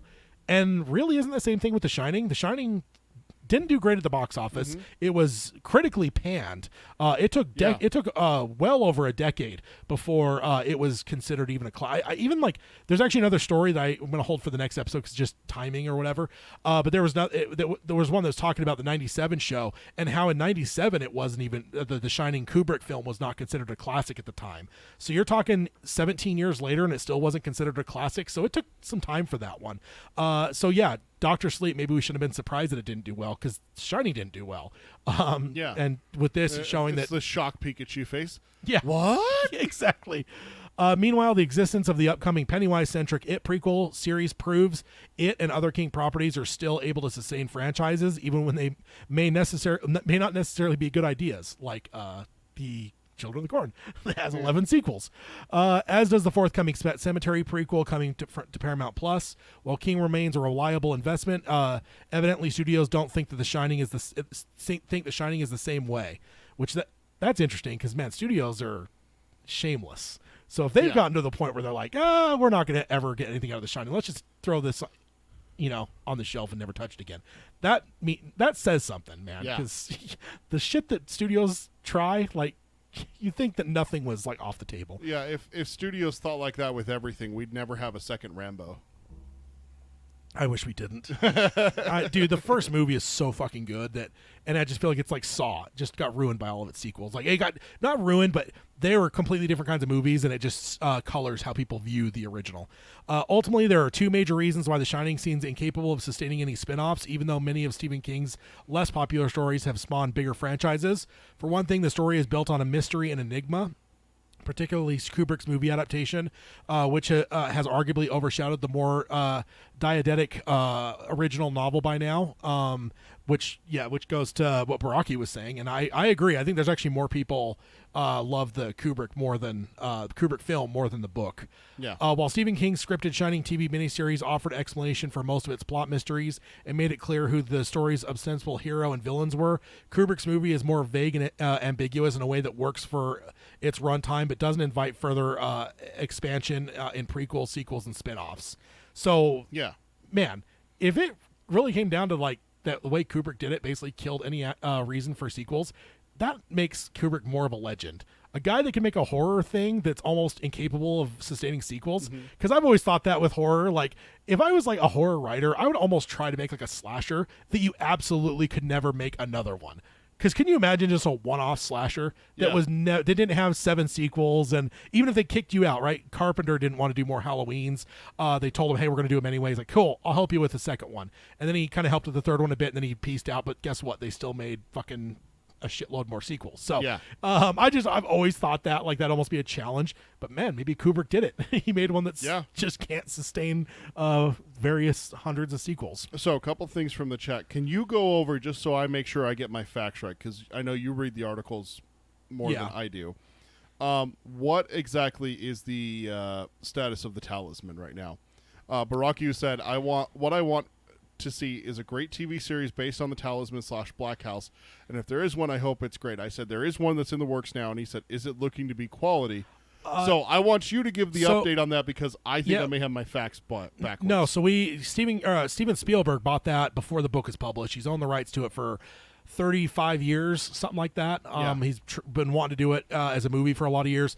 Maybe 4 or 5 years ago, he basically, or maybe not even that long, maybe 3 to 4 years ago, it was announced that Spielberg was bringing the Duffer Brothers aboard, which is the Duffer Brothers, the ones that did Stranger Things, and it is, believe, under contract with Netflix. So once Stranger Things wraps up its final season, it does sound like the Duffer Brothers, with Steven Spielberg producing, will be making the Talisman series for Netflix. The Black House, I don't know about that, but it's so far just the Talisman as far as we know. Seems very promising to me. I mean, the Duffer Brothers, Stranger Things is great. That's great. Spielberg being involved, having the big name Spielberg behind you is going to help. Netflix, obviously, there's a good relationship there, so I'm looking forward to it. I think it'll be really good. From the brothers who brought you Stranger Things. Yeah. So I'm looking forward to it. I think it'll be fun. I just wish they'd get this whole Stranger Things out of the way now. It's done. Yeah, it's like, come on, man. And then because I love it. I do love it. But like the fact that the Talisman's like a potentially the next project, there's part of me it's just like the last season of Stranger Things. Out of the way. Just move. Go on. You just like grab it by the face and just move it out of the way. I'm a King fan. I want that more than I want season 5 of Stranger Things. But it does sound like season 5, they've said, will be the final season. Yeah. So I think there's some spin-off series that are being developed, but I don't know that the Duffers will be heavily involved with those. Probably just like executive producers or whatever. Sure. So yes, the Talisman should be coming next. So I'd probably say within 5 years. 5 years or so. Because they're not. The Stranger Things is good enough that they have that freedom to be like, we need 2 years to develop the next season. Well, that's what they've been doing. Time in between 3 and 4, right? Yeah. Well, but part of that was also COVID. Yeah, part of that's COVID. But there already was a delay as well. So it probably won't be coming out like next year, for instance. But if it comes out the year after, I would anticipate production starts on the Talisman after that. Yeah. So. And then Captain Daveman says, Halloran's backstory from Dr. Sleep was pretty rough, or was it not going to go back to his childhood?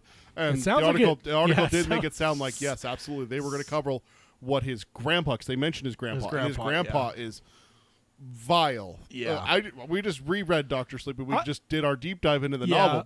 That is dark. I was about to say, they probably wouldn't go that far into it, but then I'm like, wait a minute. It's Flanagan. Yeah. He did the baseball boy. Yeah. So let's not say he won't do anything. All right, so if he does Flanagan and he does a prequel with Flanagan does a prequel with Halloran, how does he get someone degloved? Yeah, that is the ultimate. That's the ultimate thing. It's like the Stan Lee. There's like the Stan Lee cameos, and then there's the Mike Flanagan deglovings. Yeah, like it's like neck and neck for how many there are. Exactly. Flanagan has one in almost every time I see a degloving now. I'm just like, Flanagan. Yeah. Flanagan had to be a part of this. Is he on this movie? And it says that the second reason that The Shining seemingly can't keep a franchise alive is that the text has 2 divergent but equally definitive editions. Kubrick's movie adaptation of The Shining is very different from King's novel, and both would reasonably be seen as the singular definitive take on The Shining due to their acclaim and influence. While King might be wrong to claim that Kubrick's movie wasn't a good adaptation of The Shining, he was right to note that it was far from faithful. As a result, anyone viewing Dr. Sleep, Halloran, or any other follow-up to The Shining can't be sure which of the 2 versions of the story the new spin-off is an extension from, and that can be enough to kill interest in a project in and of itself. which Yeah. that's actually a good point too. Yeah, you don't know. Like, Yep. yeah, it's kind of a bummer, but honestly, can't say I was overly excited about either Overlook or Halloran.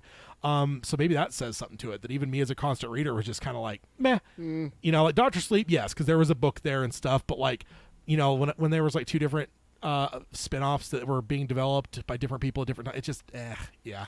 The other thing It also, didn't, I don't know about you, but it didn't appeal to me very much. I probably would have watched them. okay, but let's be perfectly honest. There's a degree of when you're asking people to be excited for it. I mean, we're both sports fans. We're both big football fans. Dude, how excited are you for football in March? Yeah. I mean, we're in pre-production of a show. You're telling me that it's canceled. I mean, part of me is going to be like, well, yeah, I never had a chance to get excited. Look at how I'm excited for the Talisman. I get excited early. Now, if you told me that Yellowstone was canceled, see, I'd be a little bit upset because I'm watching it. Yeah. I just barely watched Yellowstone for the first time. I'm caught up. I'm ready for the new season. But if you told me this was the last one and it's canceled and they're not putting any more out or anything like that, well, yeah, then I'm going to be a little bit more invested. I'm just devil's advocate on this one here. I'm just saying my excitement level when they were both announced was just kind of a meh overall. I was like, oh, that's interesting. Like, but Flanagan probably would have been the only drawing thing for Halloran for me. Yeah. It's Stephen King, so I would have watched both of them. But, like, my excitement level, like, there's different levels of, like, I want to see a Stephen King thing, right? Like there's, oh, I can't wait for the, like we were just talking about the Talisman. Yeah. Absolutely understand that. Yeah. But that's just original King Versus, work. like, We're talking about sequels and prequels like here. The Rat adaptation from If It Bleeds, or I'm trying to think of some of the others. From a Buick 8, the one that new. Like, there's different ones that come out that are like, maybe as they get closer, I'll get more excited. Exactly. But for now, like, but that's what I'm saying. Is like let's look at the scale of how close are we? How much have we gotten to get us excited? Versus, I mean, I'm sorry, but having the Duffer Brothers attached to the Talisman upped the excitement level. Having Spielberg attached did nothing for me because it's been so long. Yeah. But as soon as the Duffer Brothers are announced, it's like, ooh, Yeah. because I know them. I know what they can do. And it's the first time that we've seen anything about the Talisman since before we were born. Exactly. So that's what I'm saying. It's like, you got to give me something for me to be excited, not just announce it. Honestly, when you look at the Talisman 2, a series is going to do that much better. I think if Spielberg, let's say, even it's like on Netflix. even at the height of Spielberg's powers when he signed this, let's say he would have made this in 88, 89, 80, 1990, even like kind of in the era of like late Indiana Jones, Goonies, like Back Hook, to the Future. like just all those things that he had, like, different fingers and different pies. Imagine if Talisman would have come out then, but it would be a movie. You were naming Spielberg stuff. I get it. Even if it would have been a great movie, I feel like that story is way more expansive than a movie. I feel like that's going to work way better as a series. Which really didn't exist back then. No, it didn't exist back then. Which if Spielberg knew that he just had to wait, he's a witch. Yeah. He knew the future. No, but I really think that's why it's not come to fruition yet, because like they've never been able to just crack that nut. Yeah. Like it's just there's a way to do this right, and every time that he's tried to approach it, it just dude, this isn't going to work. Sorry. I wonder if Flanagan's looking at the Dark Tower going, rubbing his hands together going, oh yeah, like that guy peeking out behind the tree meme, like, oh yeah, I'm gonna get you. I'm gonna get you. I just got to make 7 or 8 more classic horror things, and then I'm gonna get you. Here's the thing I'll say though, I didn't have a lot of interest in Halloran or The Overlook, but I still say I want a different adaptation, modern adaptation of The Shining, because I still think that King's book can be done, adapted in a better way. Not better than like Kubrick. You're never gonna like oust that all-time legend, right? It's one of the greatest horror movies of all time. Yeah. But I do think that we've talked about this. just like the series, but that was plagued by the fact that it was a network thing in the 90s on television. There's some melodrama with it. It also and may stuff. have been a little bit too close to Kubrick's to have success. 17 years. No. But remember, you said this earlier. It took about 10 years for it to become a classic. Yeah. So when that 10 years, that means it's only 7 years removed from when it hit that status. And so people are looking at it, let's say someone was 19 when they finally discovered The Shining in 1990, right? They're 19 years old. Well, they're only 26 when Stephen King has the audacity to put out a miniseries because he didn't like this movie. This movie's a classic. How dare he? Well, so that's where maybe it was just a little bit too close. But now that we've had some decades, no, for me it's the It and Stan thing where it feels very TV of the 90s. No, you're not wrong. That's why I want a new adaptation. And again, it's not that it's going to ever try to step on or pull on the cape of Kubrick's film. Right. But I do believe that King's book is so good that it can justify another adaptation. Oh, absolutely. So just like The Stand, I want another Stand adaptation too. Baraki asked the real question. Is there a degloving in Dark Tower? Yes, the lobstrosities. You can make that a degloving. Oh, why would you? Or what's his name? Andolini's foot. Oh, you could make Andolini a degloving. Deglove his foot. Oh, and then more of him, like his Except face. for Flanagan is more of a hand guy, so maybe Andolini goes down to hit the lobstrosity and gets degloved. Like chomps his wrist and he pulls his hand out, and the skin just gets completely removed by the lobstrosity. It could be done. Oh, there's several different ways that you could do a degloving in the Dark Tower. That's easy. Oh, dude, I'm gonna hurt you. What if Mordred degloved Flag? Hey. He would never wait that long to deglove someone. I mean, he pops out his eyes. Oh, yeah, that's true. I see what you mean. Flanagan's gonna wait until the very last. Yeah. Okay, there we go. Let's go through the 8 books and figure out where the spot of degloving can fit for each book. Oh man! I mean, you could see him like slam someone's hand in a door in Tall. Yeah. Right. Like someone's coming at him. Yeah, he's going into the shop and he's gonna slam the door and someone slams his hand in there and then pulls it out and you just see it. Yeah. This is probably making some people uncomfortable. I love it. I love the spirit of it. I'm sorry. But, where's Hayden when we need him? And then Baraki saying it wasn't a serious question. I'm glad you guys are taking it seriously. I mean, it's true though. Because we're putting it out into the universe. Yeah. That we want Flanagan's Dark Tower. We do. And so we know that there would have to be deglovings involved. At least one. Because Flanagan that's what he does. Yeah. At first I thought, it's just Gerald's game. That makes sense that it has to be there and stuff. But as things have gone on and on, I'm like, he does this and There everything. did not need to be a degloving in Midnight Mass. There did not need to be. But there was. Or a dead dog. Oh, dude. Too far. I'm going to call it. That's too far. Throwing a flag on me. Yeah, I'm throwing the penalty on that one. Unsportsmanlike conduct. That's too far. See, degloving, the person survives. It's just painful as hell. But talking about a dead dog, man, come on. Hey, Hashtag Tad is terrible. That lady, I told you you'd love her. That very Carmody-esque woman in Midnight Mass. So the next one here, new horror convention will bring Stephen King lovers from around the world to Bangor. Dude. This is by Emily Burnham from the Bangor Daily News on September 28th, 2022. So we're going to Maine. It says the organizers of Bangor Comic and Toy Con are hoping to fright or at least entertain both local and visitors this weekend. So it's already passed. Oh, man. With the first ever Weekend of Wicked, a 3-day convention celebrating all things scary and pop culture. The only thing that bothers me here is because I've been saying for a long time, I want just a Stephen King convention.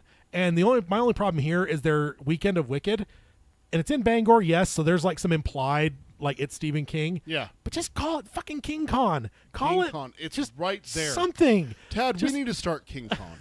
If we're going to do it, we'll do it in Colorado. If I won the lottery and can afford, because cons are not cheap, man. No. There's a lot of money involved there. But I want, but no, this is at least thrusting in that direction. Is there a better place than Colorado to do King Con? I mean, you could do it in Vegas, Randyland. To do Randyland. You could do it in Bangor. You could do it in Maine. Bangor.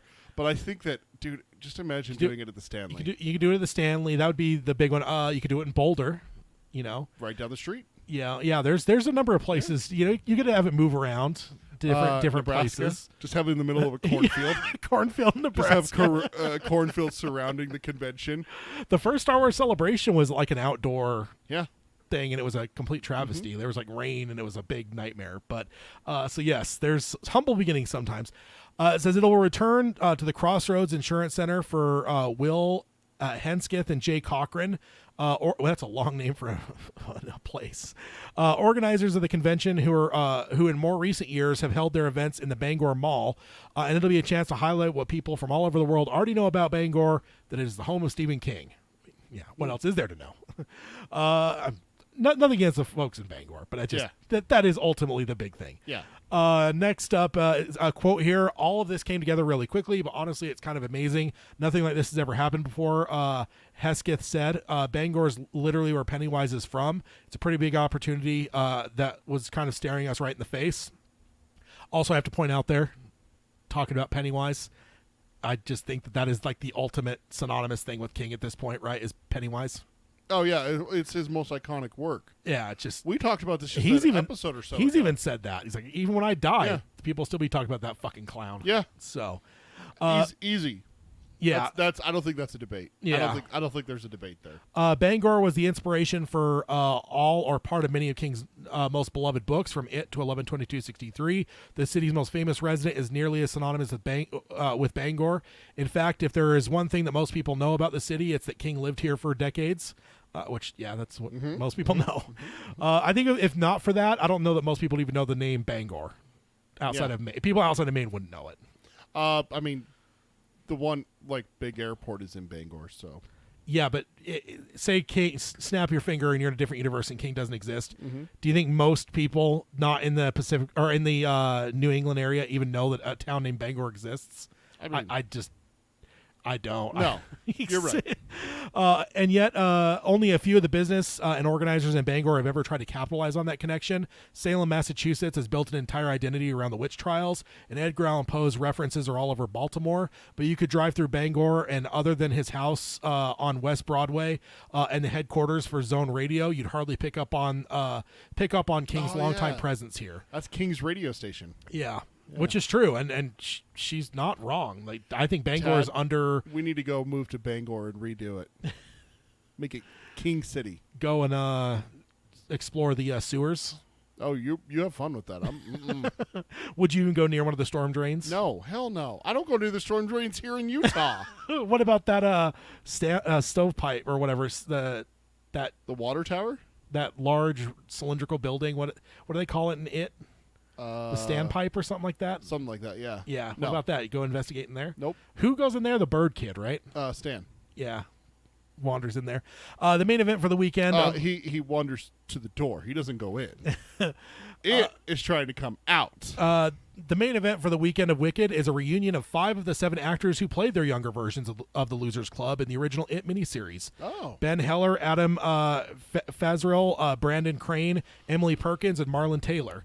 There will also be a live taping of the popular Stephen King-themed Losers Club podcast. Other guests include David Naughton, who played the titular character in The American Werewolf in London, John Caponapio, who directed documentaries about It and Pet Sematary, Bart Mixon, who did the makeup for It miniseries, a cosplay ball, vendors, parties, gaming tournaments round out the schedule. Hesketh said that organizers, quote, White Whale was getting Tim Curry, the original Pennywise, to be part of the convention. Curry was unavailable, but will be doing a special run of autographs for convention ticket holders, which is pretty cool. And then the last thing here is a quote. It says, "We sold out the hotel we were working with and another hotel besides that," he said. "This is definitely something we hope to repeat for years to come. There's a big appetite for everything Stephen King here, so hopefully we can get help putting Bangor even more on the map." And I would love to have known about this before it already happened. Certainly. I know, right? Yeah. Talking about Stan and the Standpipe. Oh, okay. Okay. Next up, we've got a documentary. King on Screen tells the story of Stephen King movies. This is by Matthew Jackson from Sci-Fi on almost said February, September 29th, 2022. I don't know why February is in my head. At this point, Stephen King is just as associated with horror movies as he is with horror novels. The legendary author, who turned 75 earlier this year, has written a dozen novels and countless short stories in his career that span more than 5 decades, but he's also won legions of fans on the big and small screen, where his works have been adapted and filmed for more than any other popular author of his era. Is this a new article? Yes. Yep. Oh. Thought I clicked it. I was waiting for it. I was replying to the chat, and I was waiting for it, and I'm like, wait a minute. Didn't he say a new article? I heard a date. Sorry. Yeah. King's screen history dates back to Brian De Palma's 1976 debut of his debut novel Carrie, is a robust and often uneven journey that encompasses his novels, short stories, and original screenplays, TV miniseries, short films, and much more. It's so vast that more than a few documentaries and documentary segments have been devoted to making of Stephen King movies, but none have ever taken quite the same approach as King on screen. Directed by actor turned filmmaker and lifelong fan Daphne Baywire. I don't know how to say her last name, sorry. The documentary is inside a story of how and why Stephen King's screen life has endured, as told by the directors who made his cinematic legacy possible.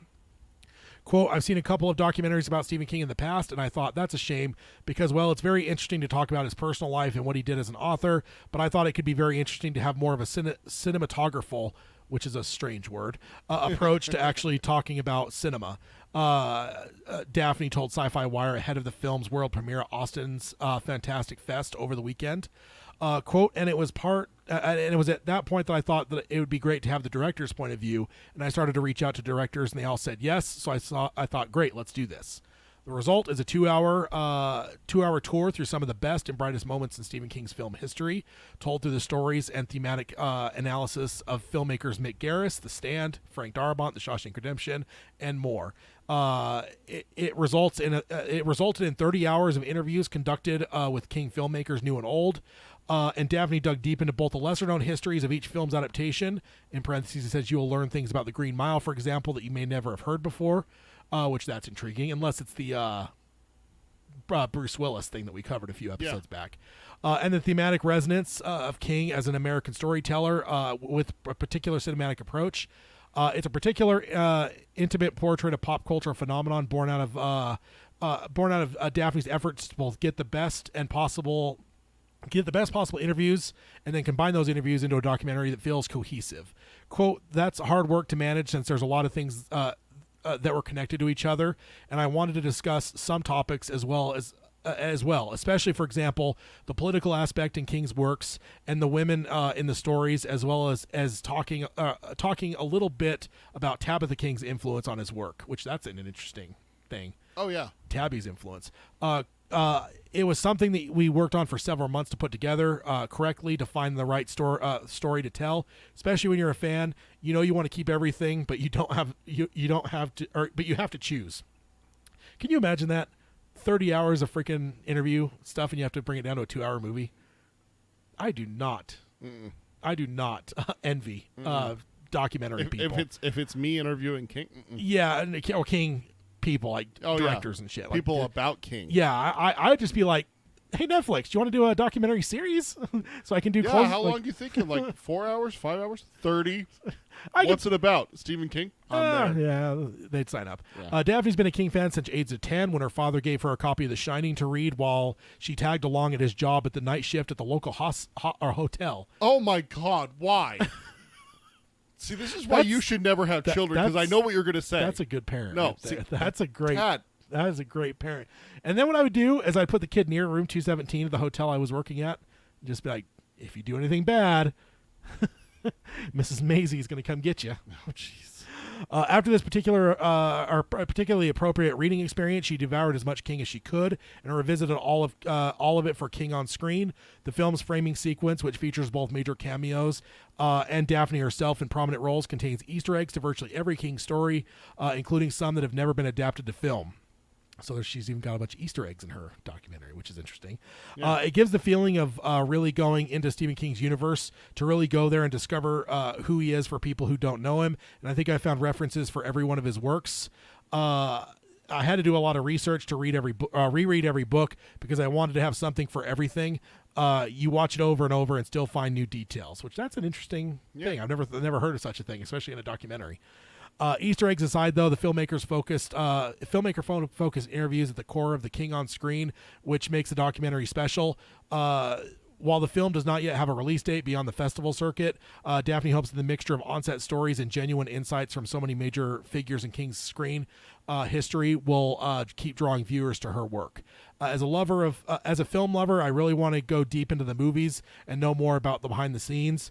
At the same time, I want to tell a story that could be so well connected. So yeah, hopefully that gets picked up by someone and we can actually see it outside of It's like the It documentary, yeah. right? It just took time for it to finally get Yeah. signed over to. Robert says in the chat, cool, this looks fun. Hopefully a lot of extra interviews hit the YouTube as well. Oh yeah, So hopefully, dude, that's just the dream right there. Imagine if you just dropped all 30 hours. yeah. and She just has a. here's the full interview with so-and-so. Here's Yeah. the full interview with so-and-so. Here's the full interview with so-and-so. And it's just like, Yeah. well, nice knowing your family. Lock myself in the room. Speaking of locking yourself in rooms, the Stephen King Ultimate Companion Book, The Most Interesting Things We Learned. This is from Clark Collins from EW on September 30th, 2022. So it says the spookiest thing is about the just published Stephen King, a complete exploration of his work, life, and influences, is how many fascinating tidbits of information about Stephen King that writer Bev Vincent fit into the book, while still leaving space for plenty of archival photos and documents from the Carrie writer's personal collection. Again, the weird thing that people throw in there. For what? He's Carrie, the author of? the Carrie that's writers. his first book. Let's be, Yeah, you'll have to buy the book to see the images, but you can certainly and terrify your friends with these 10 fascinating facts that we gleaned from reading Vincent's book. So just a Just taste. a small sample? Yeah. So the first one, Stephen King got paid $0.25 for each of his earliest short stories. Holy shit. King started writing stories at age of 6 and was encouraged to pursue his hobby by his aunt Gert, which, what an old lady name is Gert. Who paid him $0.25 for every tale he completed. Among his earliest stories was Jonathan with an H at the JH, and then the rest of it, Onathan. He must have been a Utah mom before Utah moms existed. Jonathan and the Witches, about a cobbler's son who is granted 3 wishes by a rabbit and uses them to kill a trio of sorceresses. Whoa. Okay, I want that story. Yeah, me too. Next fact here, he got rejected a lot. In the late 1960s, King entered one of his first long-form efforts, The Long Walk, into a novel competition organized by Random House. The book was rejected without comment.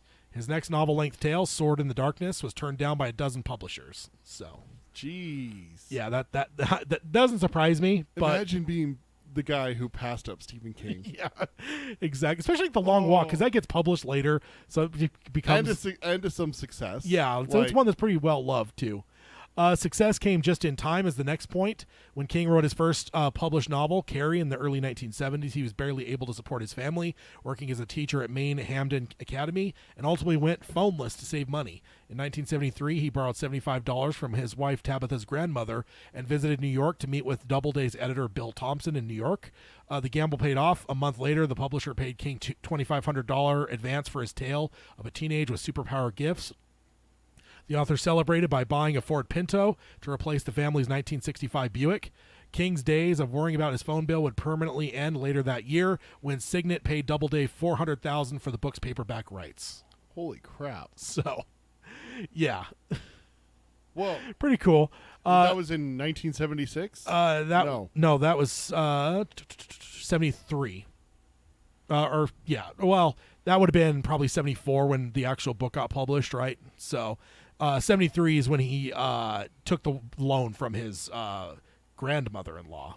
Yeah, if that's the right. How much did they pay for it for the rights? Well, he got a $2,500 advance, and then then Signet paid Doubleday $400,000. I don't know how much that would have gone to him though, but I'm sure he would have got a healthy bite of that. In 74. I put 74? Yeah. I put 74 in an inflation calculator. That is $2.4 million. Yeah, so I'm sure he got in today's money. I'm sure he got at least a taste. Next one, Salem's Lot had a much sexier title. King originally planned on calling his 1975 vampire tale Second Coming. The writer changed the writer changed the title to Salem's Lot after Tabitha told him that people might think it was a sex manual. Oh, I like Tabitha that. out here saving his career. And that also got changed again, right? Because his original title was Jerusalem's Lot. Yeah. And the publisher said, nope, people think that's religious, so you got to change the name of it. So, yeah. So a couple name changes on that one before it finally landed on Salem's Lot. Next one, Bachman Turner Overdrive helped him come up with his pseudonym.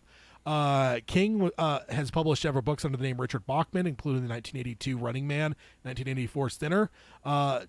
how did the author come up with the pseudonym? King was pondering the matter while preparing to publish his first Bachman book, 1977's Rage, when he noticed a novel by Richard Stark, a pen name used by crime writer Donald E. Westlake, on his desk, and the sound of Bachman Turner overdrives "You Ain't Seen Nothing Yet" coming from his record player. The author combined Richard from Richard Stark and Bachman from Bachman Turner Overdrive and arrived at his pseudonym, Richard Bachman. I just see this in comedy shows where it's like, "What's your name?" and you're trying to give a fake name, and you just look around and you go, "Panther," because you got a Black Panther poster. No, like Mrs. Doubtfire. Was He looks at the headline, "Police Doubtfire was accidental." Oh, yeah. Doubtfire. Yeah. One of my favorite movies. Sorry. It's so funny that's. I could just see someone being like, "King, we need to come up with a name," and he's like, looks around and he's like, "Book, music, those two." Yeah. What was the name of in Dark Half? That was Stark, wasn't it? Wasn't Richard Stark though? I can't remember the first name of the pseudonym. Robert, isn't it? What? Well, I don't remember. I know it was Stark though. Next one, a real life Saint Bernard gave him the idea for Cujo. Good boy, vicious beast. Hey, you stop slandering my dogs. In the spring of 1977, King took his malfunctioning motorcycle to get it fixed at a garage, where he was greeted by what he would later claim to be was a 200-pound Saint Bernard named Bowser. That's a good name for a Saint Bernard. After the mechanic assured the author that the dog didn't bite, King reached out to pet the hound, only for Bowser to attack him. The mechanic hit the dog in the head with a socket wrench and then announced that Bowser usually doesn't do this. He must not have liked your face. The incident would prompt King to write the 1981 rabid St. Bernard novel Cujo, and forever mark St. Bernards forever. They're such lovable dogs. You stop it. They're slobbery monsters, sir. They're not monsters at all. You stop. Oh, they are. No, you stop it. I've heard of a St. Bernard killing a Tad before. I'll never trust a St. Bernard. It's not real, Ted. Next up, Pennywise was inspired by a troll. I can see that. And he says, although not to be clear, the kind found on the internet, King was inspired to create the killer clown from it while walking across a wooden bridge in Boulder, Colorado, where the author was writing his 1978 post-apocalyptic epic, The Stand. Quote, I thought of the story Billy Goat's Gruff, the troll who says, who's up trip-trapping on my bridge? And the whole story just bounced into my mind on a pogo stick. King is quoted as saying the book, quote, not the characters, but the split time frame, all the monsters that were in one monster. The troll under the bridge, of course. Yeah. That makes total sense. Yeah, that's why it's living in the sewer. Yeah, exactly. Yeah. Totally see that. Dark Half's character's name was George Stark. George. Wait, was that, what was this? Richard Stark. Okay. Yeah. All right. Next one. He thinks that Tommyknocker should have been much shorter.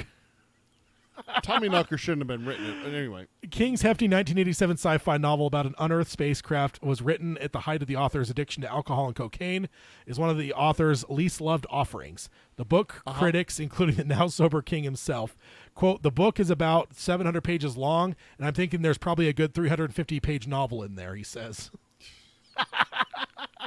That's being generous. Oh, man, I love this. It's not good. I love it. One of the books was almost called Cancer.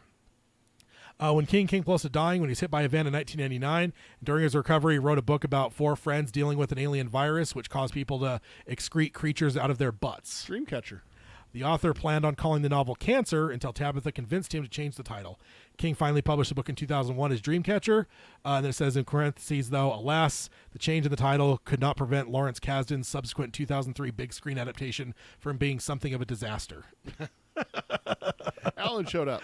Oh, hi, Alan. Welcome. Yeah. The last point here, winning an award almost killed him. In November 2003, King attended the National Book Awards in Manhattan, where he accepted the Medal for Distinguished Contribution. The author had received medical advice not to make the trip to New York because he was suffering from pneumonia as a result of a punctured lung that he suffered in the 1999 car accident, which is crazy that 4 years later, he still has issues. The day after the ceremony, now severely ill, King sought treatment at a hospital where he would stay for the next 2 months. Oh, my gosh. The second close to dying experience inspired King's 2006 book, Lizzie Story, about the widow of a famous novelist. So he would have got pneumonia, been in the hospital for 2 months. Mm-hmm. That would have been when she cleaned out his office to get it painted. Because that was the inspiration, right? Then he walked back in and the office is empty, and he's like, oh, this is what it looked like if I had died. Yeah. So, pretty cool. Jeez. Let's see here. Next one is a fun one. I mean, it's just a tease. I don't know if I trust when you say it's a fun one. This one is titled Exclusive, The Dark Tower. Mike Flanagan would love to take a shot at adapting the Stephen King classic. I know. Want it to happen. We know, but there may be something in here that's fun. Steve Tsai from Joe Blow on October 6, 2022. This is one of the pop culture's newest masters of horror, and see, I'm much more comfortable with that than calling him a legend. I don't know. Pop culture's newest masters of horror, because that's why I have been calling him as master of horror, because I feel like the original's Carpenter, and then I think I gave it to James Wan, because there for a period I think there was no one doing horror better than he was in the early 2000s and shit, and I think Flanagan might be the one taking that crown. He has the crown. Oh, I think so. I think that makes him a legend, sir. Having the crown makes you a legend, in my opinion.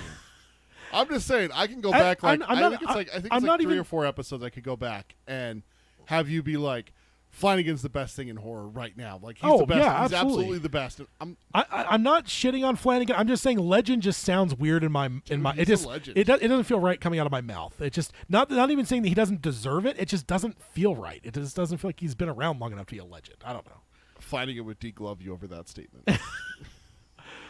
Dude, as much as I've been fanboying over him the last 4 episodes or so, I think I could safely tell everyone that I have nothing against Flanagan, and I want him to do all Stephen King adaptations. You give him proper horror legend, Mike Flanagan. That's his title now. Master of Horror, Mike Flanagan. It is about to have a new series, The Midnight Club, unleash on Netflix, which actually that is out now. So if you want to go watch that. Is it really? It is out. It just came out yesterday, I believe. Jeez. Drawing inspiration from its title from the 1994 novel by Christopher Pike, this 10-episode series was created by Flanagan and Lee Fong. They also serve as executive producers alongside Trevor Macy, Julia Bicknell, and Christopher Pike. The series debuts on Netflix on October 7th, so that was yesterday. Yep. But Midnight Club is not only a piece of classic horror literature on Flanagan's mind, speaking exclusively with Flanagan and producer Trevor Macy via Zoom about Midnight Club, Joe Blow's Alex Mady pointed out a Dark Tower Easter egg in the series. After confirming the nod to the Stephen King classic series of novels, Alex asked if there's any chance the duo would adapt King's epic tale for series or film. Flanagan replied by saying Dark Tower is 1,000% a dream project. Oh. And this is the fun part. While the will is strong, Flanagan also recognizes that Dark Tower is, quote, development and rights nightmare, which yes, true. However, he says that they are, quote, going to keep pushing to try and make it happen until someone stops them. Wait. Keep pushing? So you're saying that they've already been pushing? This isn't just like a behind, back of the mind, I'd love to do the Dark Tower someday. You're telling me that Flanagan is already trying. That's what it sounds like to me. I don't know who I have to punch in the throat to get this made, but I will do it. Oh. So yeah, that's just a small line there, but I felt that justified covering this article. Flanagan is a legend. I'm putting it down. I don't care. I'll fight you. He's a legend. If he's already trying to make the Dark Tower and he's pushing, legend. And then Alan says it sounds like we need to start a petition. We did a hashtag a few episodes ago, and I think I tweeted at least once. I can't remember what it was now though. I'm gonna have to look that up. Is it Flanagan's Dark Tower? I don't remember what it was we came up with, but yes, we should definitely mobilize every Dark Tower fan possible to be screaming from the mountaintops for this. And then it says, and again, I always love these things because how articles or places synopsize the Dark Tower series is always interesting, because I always tell people, how would you explain the Dark Tower in elevator ride? Yep. It's just so hard. But it says, set in the world of ominous landscapes and macabre menace, the Dark Tower series features one of Stephen King's most powerful creations, the Gunslinger, a haunted figure who embodies the qualities of a lone hero through the ages, from ancient myth to Western frontier legend. As Roland crosses the desert of damnation in a treacherous world that is a twisted image of our own, he moves ever closer to the Dark Tower of his dreams and nightmares. It's kind of an interesting little spin on it. But so that's I don't know how Flanagan describes it. Going to keep pushing to try and make it happen until someone stops them. And if anyone stops them, deglovings will happen. Or worse. Yeah, I mean, please, God, let it Oh, happen. man. Please let it happen.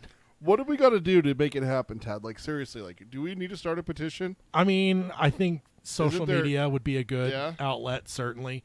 Sadly, like the whole like change.org petition, I mean, people did that for releasing the Amazon thing, and sadly that only got like 30,000 signatures, so not really moving the needle a whole lot. But I do think social media would be something good. I think I really should. What we need to do is we need to go post it on Reddit.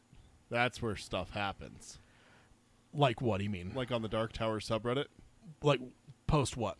That we need a petition. That we need to blow it up. 'Cause Yeah. that's where people can make changes. That's where things have gotten done. Yeah, I do think social media is something that people pay attention to. I don't know where that I think that the one that I had tweeted was Flanagan Dark Tower. Yeah. Hashtag Flanagan Dark Tower. Yeah. So it said, I said it's no secret that we at DTP stand Mike Flanagan, and I did tag him in it. What this world and the other worlds and these really needs is hashtag Flanagan Dark Tower. Please Gan or flag or man Jesus, let it be so. Don't put flag in there. Yes, absolutely. No. Absolutely. So hashtag Flanagan Tower. Let me go ahead and throw that over. Alice says, "LOL, the degloving will continue until morale improves." So let's all throw that hashtag out. I'll put it in the show notes Yeah. as well. Let's just use it. Let's just throw it out there. Start pestering these people. It didn't take long. The next one here, Universal Pictures wins a brisk auction to reunite with Bourne, Helmer, Paul Greengrass on Stephen King's epic novel Fairy Tale. Remember last time when we heard that he signed, the whole thing then was going to be basically auctioning with all the studios of who's going to get it. So this is by Mike Fleming Jr. from Deadline on October 6, 2022. This is exclusive. It's a Fairy Tale ending for Universal Pictures, which emerged from the heated auction to win Fairy Tale, the adaptation of the new Stephen King bestseller that Paul Greengrass will adapt and direct. Greengrass will produce the film with Greg Goodman. Studios and streamers are all over this one since Deadline revealed that Greengrass would direct. Key to the deal making at Universal is the strong relationship with Greengrass, who at the studio with Universal Filmed Entertainment Group chairman Donna Langley.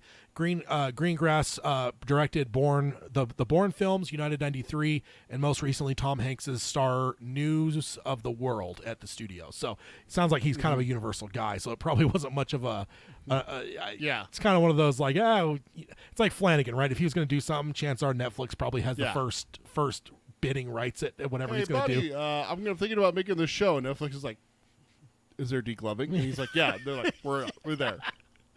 Oh, if we had show titles, I feel like degloving would have to be involved somehow in the show titles. If it gives you an option for a thumbnail, just make sure it's this one. Which degloving would I put the picture of? Like Leezy's Store, or I'm sorry, not Gerald's Game, or Dr. Sleep. I mean, you got to go with Gerald's Game. I mean, it's Stephen King. I mean, yeah, so is Dr. Sleep. I mean, Rose the Hat. I love Rose the Gerald's Hat too. Game was better. Rose the Hat's so awesome. Gerald's Game's degloving was better. I don't know. Yeah. Well, I don't remember the exact details of the degloving in Haunting Hill House, which don't proves to either. me I need to watch it again because I know it's true. in there. I just don't You've know. been circling it. No, I do remember. It's the fan. Ah, The dad sticks his hand in the fan. Oh, that got you real good, huh? I guess that. I'm with Hayden on this one. I do not like degloving. Do you remember when I got in trouble in high school? Yes, I do. Because I was. I do remember this. Do you want me to tell the story? I remember it. I mean, I'll tell it. I was there. I'll tell it so you don't spin it to make me out some kind of villain. So I was innocently. Yeah, I'm spinning the story. Listen to this guy. Innocently brought my EMT textbook into the cafeteria during lunch. I mean, Where it's people are eating. it's a school. I figure a textbook is safe at a cafeteria. Where people are eating. And went right to page 93 of the said textbook, where there's a picture of a degloving. I was showing kids. That's all. It was an innocent and a learning experience. Were you going? Now, refresh my memory. Were you just going up to your group of friends and showing them, or were you going around to all the tables showing everyone? I wanted to enlighten everyone. Certainly. Yeah. So yeah, see, I knew you try to turn. I didn't spin. I asked a question, sir. I didn't spin anything. I didn't spin anything. I asked a question, sir. That's journalism right there. I just asked you. You told the truth, but you were spinning it from the beginning. Innocently, I did this. I figure a textbook should be a safe thing at a school, right? Not during lunch. Just like the other day, you came up and showed me a gruesome injury in football while I was eating lunch, Tad. There's a time for that. I'm okay with you showing me gruesome injuries. Anytime. I know, but not when I'm eating, dude. Anytime, man. Not when people are eating. So the next one, this is a really interesting one. Hashtag Tad is terrible, by the way. You deserve that one. Absolutely not. You deserve that one. Absolutely not. Yeah. So next up, this is a very out of the blue one. Not something I ever expected here. This article is titled Stephen. No, Alan. Naively sharing the book, not innocently. No, see, Tad knew what he was doing. That's why it's not naive. He is not innocent in this. That's why I've always said this. He knows exactly what he's doing. I don't know what you're talking about. Yeah. I don't know what you're talking about.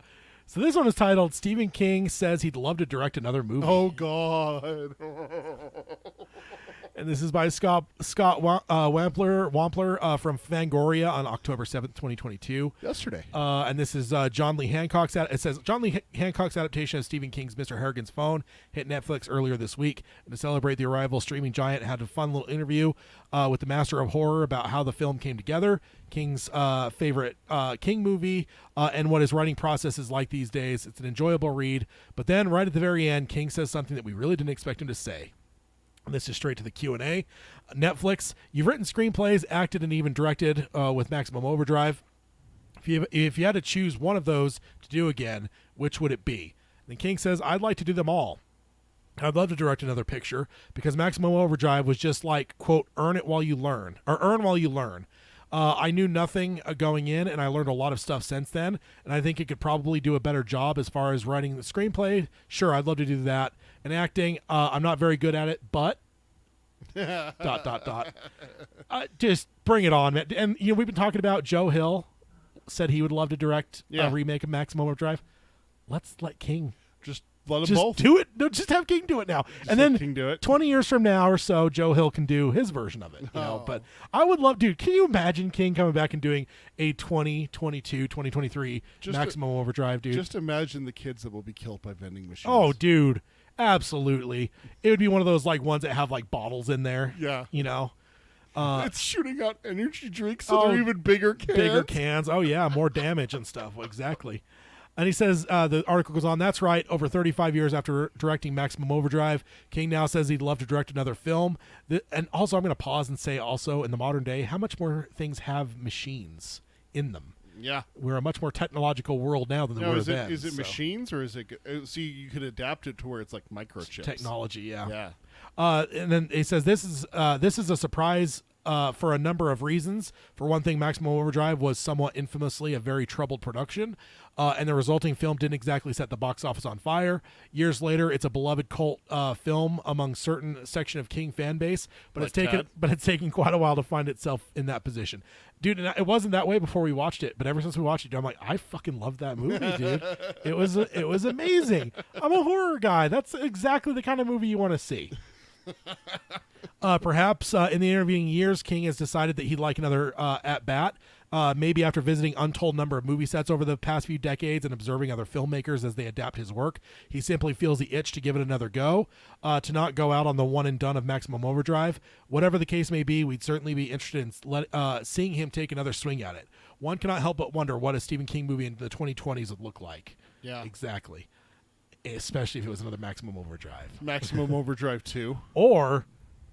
because Mr. Romero isn't with us anymore. Maybe a new Creep Show. Oh, you stop that. No. Let Fluffy return. Get Tom Savini in for the special effects. Oh, something just happened to the slide there. Interesting. Sorry. That's never happened before. No, I don't know what's going on here. Whoa. Whoa. That's strange. Sorry about that, guys. I don't know. Is that the Green Goblin in that slide? Yes, absolutely. Yeah. And it says... Dude, one of the guys at work knows the guy that owns that truck. The truck from that movie is owned by a guy in Colorado. Oh, yeah? Yeah. We'll have to talk to you about that. We should go visit. said truck. I wonder if we could. Then it says, will it happen? Who knows? Stranger things have certainly occurred, but it's undoubtedly fun to imagine such a project coming together. Guess we'll just have to wait and see. In the meantime, consider revisiting Maximum Overdrive. Why don't you? If you go in with understanding that it's King in an EC Comics mode, and then in parentheses says close to Creepshow vibes, but not quite, it's a hell of a lot of fun. See? Exactly. It's a fun movie, man. Yes, a lot of fun. And, dude, I don't know. There's any number of things he could do, but I think it would be amazing, legitimately, if they did a new Maximum Overdrive. They remade Maximum Overdrive with him directing. Yeah. Like what? When would that would be the first time probably ever that you've seen a remake by the same director, right? Like when would you ever see a director to remake his own film? I don't think you would. Like unless you want to say Sam Raimi, Evil Dead to Evil Dead 2. I mean, you're kind of doing the same thing. It's kind of a remake. I mean, I know there's a little bit of differences, but a lot of people look at Evil Dead 2 as basically just like, oh, we actually have money. Let's do the same movie, let's at do a much it right. different level. And let's be honest, the second one is fucking genius. I don't remember those movies, Tad. Dude, you need to watch them. And it's a King connection, too. True. King helped get Evil Dead 2 made. So Nice. that's awesome. Next up, we've got our odds and ends. So the first one here is a fun one. Okay. A King-inspired cookbook Oh, God. titled Castle Rock Kitchen by Teresa Carl Sanders with foreword by Stephen King was published on October 4th. So get it anywhere books are sold. That hammer should have been a sledgehammer. I mean, there would be no lobsters left. That's the point. The only thing there, though, is he did go viral for his whole thing about fucking microwaving tuna fish, or what was it? Microwaving something horrible, like some fish of some kind. Ugh. He was just, I don't remember what it was now, but I wonder if that's in here. I hope not. But yes, Probably not. there's that. Next up, also, Mr. Harrigan's Phone is on Netflix now, so Yep. check it out. I've kind of alluded to it already. We talked about it.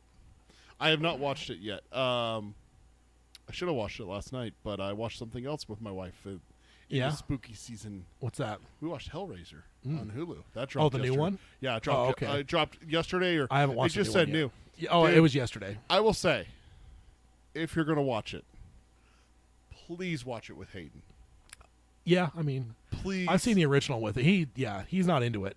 Please watch this one with Hayden. Is it good? Oh, it's good. It's really romantic, as we It's say. very romantic, and there's lots of Ryan Reynolds in it. That's good. That's good. Just Next, so everyone knows, that's what Hayden's excuse is every time Tad says there's a horror movie coming out. He goes, "Oh, I'm sorry, I can't do it." And then Tad always goes, "Oh, but it's a romantic comedy starring Ryan Reynolds."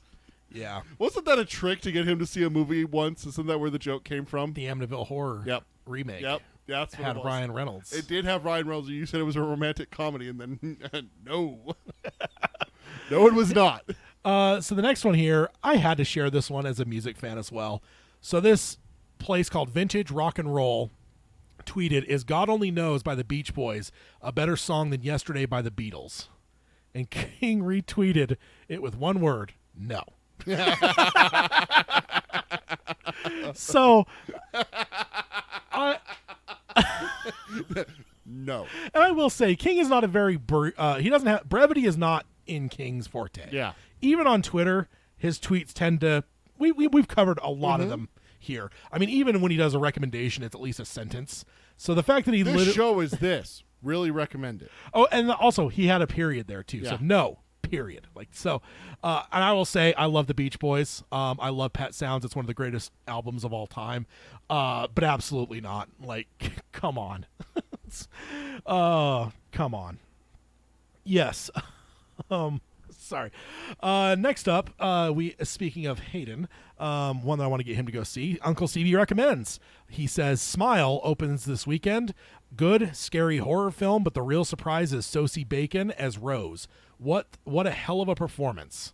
So, yeah, looking forward to seeing that one. Interesting. So, yeah, that's Uncle Stevie recommends.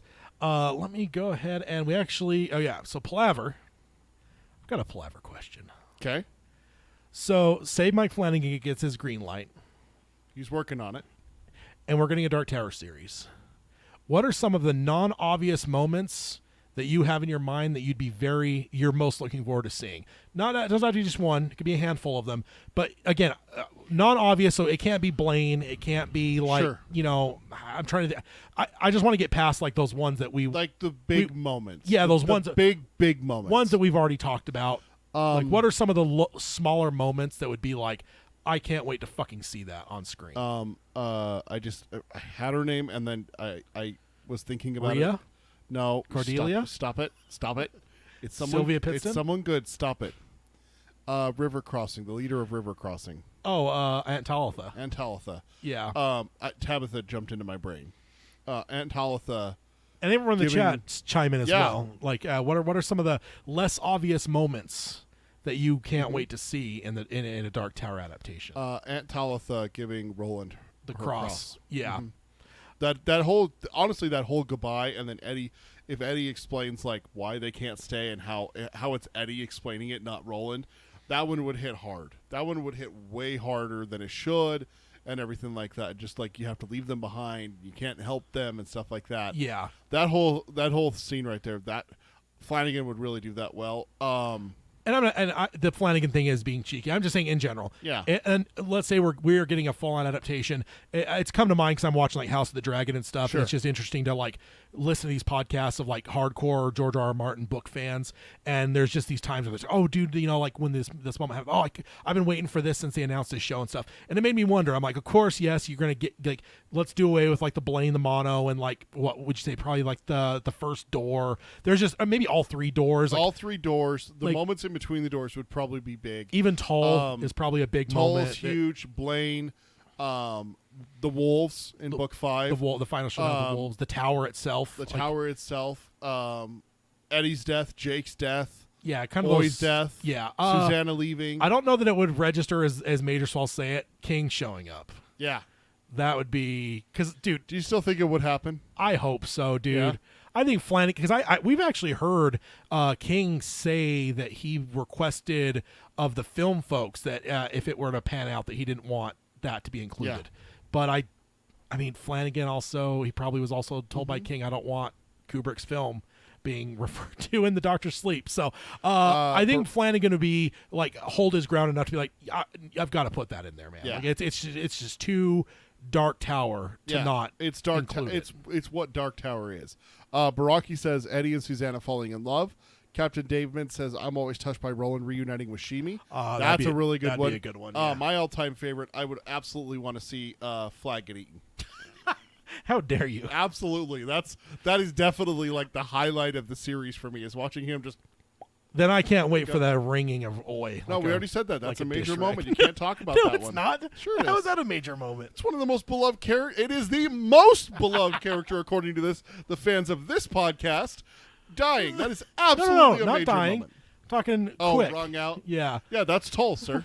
No, Sorry. that's tall. I mean, that's Ludd. Lud's. That's a big moment. You can't. No. Yeah. No. The bridge would be the big moment for Ludd. That would Yeah. be the. When Oi gets slandered by you the most, you just want to chuck him off like a monster. Oh man. Finding Oi would. I- Dude.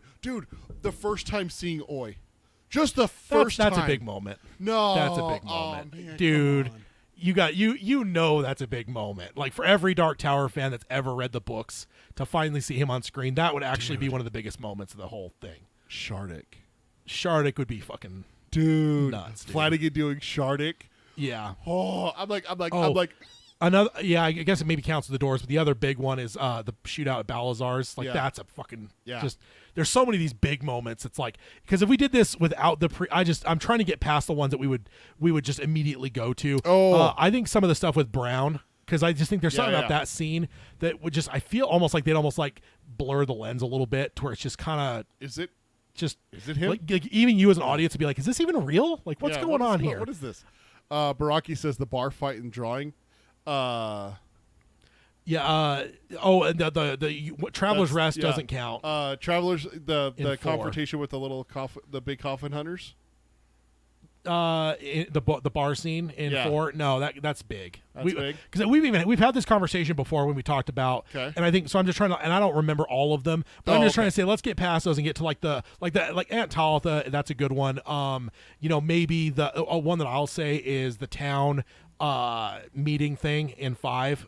kind of where Roland starts to go through the Kamala, like the dancing? Oh, the asking the questions and stuff. do you seek aid? Like because there's suddenly there's like a almost like a formality to it that everyone but we and the New York people you start to feel it. They don't understand. We don't understand it, but you understand that something's happening, and that would be really cool. I'm getting chills just thinking about it. That would be cool to see on screen for sure.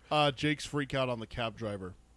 Yeah, You almost hit my friend. He's like, all right, kid, come here, and then he draws the gun in his face. Oh, what about Tower getting? No, I don't. yelled Ooh, I hate that man so much. Oh man, what if they gender bended Tower and they got Mrs. Carmondy's actor to play Tower? I would legit probably throw my shoe through the screen. Not her. The best part about it is that I wouldn't look anything up about the show. You would know, and you wouldn't tell me. Oh no, absolutely, because you're not a good and friend. Not only that, we would set it up to where we're watching it together here, absolutely. like potentially recording. Yep. You know, it's like Roland's rite of passage. That's a big moment, isn't it? Using David.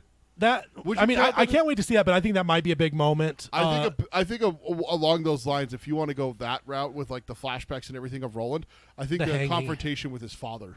What about a hanging? Ooh, the hanging too, with like really Hacks young the cook. with the young Roland and stuff. But yeah, the confrontation at the whorehouse too. I'm just gonna go with Baraki on this. That whole section there, where it's like everything in his youth. Yeah, all of that is so good. Yeah, killing his mom.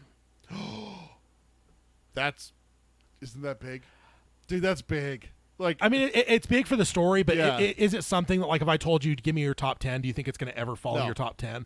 What about Roland saving Jake from the ring, the demon ring in book 1? Yeah, that's not a big moment, but that'd be a one where it's like, dude, can you imagine how Flanagan would make that look? Like, what would all go in there and everything like that? Slow muties. Grandpa's tale in book 5. The great grandpa or whatever he is telling about killing a wolf, and you get like, do you get the reveal? Do you not get the reveal? Yeah. Do we find out what it is under the hood? Moses Carver, that's a major one for me. Oh yeah, like just that's of the small moments, kind of like the Aunt Talitha thing. It's one of my favorite small moments of the whole series when he does the bow and stuff. You have this really old person. Yeah, like that. That's really cool. I would love that. Of course, any of the fish out of water stuff. Oh yeah, there would be aplenty. His freak out first time looking through Eddie's eyes, and how much paper and sugar. Just how much he loves sugar. all of that. Yeah, the slow mutants though. That would be because dude, Flanagan horror. Imagine how scary that shit would be with those slow muties in that fucking dark underground area. Oh. And you know you'd be seeing it through Jake's eyes, right? Oh, yeah. Like just to make it that much more terrifying. You know what it honestly reminds me of?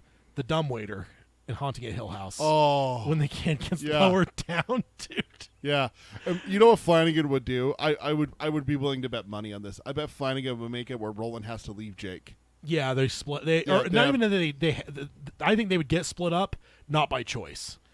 No, I think what it would be is Jake would be up on the little cart, and Roland would have to go down. I have to go down and move the rocks or something like that. Yeah. Or you have to go down and move the rocks or something like that. Yeah, and then you're just with Jake. Yeah. And Roland's not there, and then Roland would his hand would come down and grab him, and that would scare you know how I see it, how I picture it. They're going on that cart thing, right? Going down the track. Yeah. At the one point, there's a few lights, and one of the lights you see a thing of stones. So they stop like 100 yards away from it. Roland has to go and clear those rocks. Exactly. And Jake's left alone. Yeah, exactly. Yeah. Baraki says the drugstore. The drugstore. Yeah. That's in a door, though. Yeah, I think if we were... I think there's some small moments in the doors. Okay. I do think so. Susanna stealing. What about Jack Mort and just at work and stuff? Like, not even necessarily the elevator ride. The elevator ride where he really makes that guy like really uncomfortable. Yeah, or the guy in his office too. Yeah. That's I'm leaving. There's just I don't feel good. All of that stuff because whatever actor they get, if they get a really good actor that could just nail that. Ugh. Something's fucking creepy about this guy. Like the whole Jeffrey Dahmer thing's all hot right now, right? Yeah. That kind of thing. Some actors can just do that where you just don't feel right, and I just would love to see an actor with that. Yeah. Now maybe the pawn shop's too big of a moment to mention, so I don't know if I can. No, but he says the drugstore. No, I know. I'm saying Oh, for the me, pawn like shop. another Okay, gotcha. one. The pawn shop might be too big to mention, Yeah. but God, that's, The drugstore, I would love to see him leave that bitch on the phone trying to get her, what is it, like oxycodone or whatever. Yeah. My doctor's on vacation. I can't get his number. And it's just like, I could go to prison for giving you drugs. Just like, Yeah. I'm like, grab his stomach like it's the ulcer. What about the gas station or convenience, whatever it is in The book shootout 6? in book 6? Yeah, that'd be That's too big. again, like Dude, you see the death of Andolini again. like exactly again. Oh, no, wait, he doesn't die. He gets arrested. Yeah, that's right. Yeah. He almost dies as much But as that's Jake. the introduction of, I just spaced John Cullum. John Cullum. Yeah, but Yeah. again, Oh, dude, a walk-in.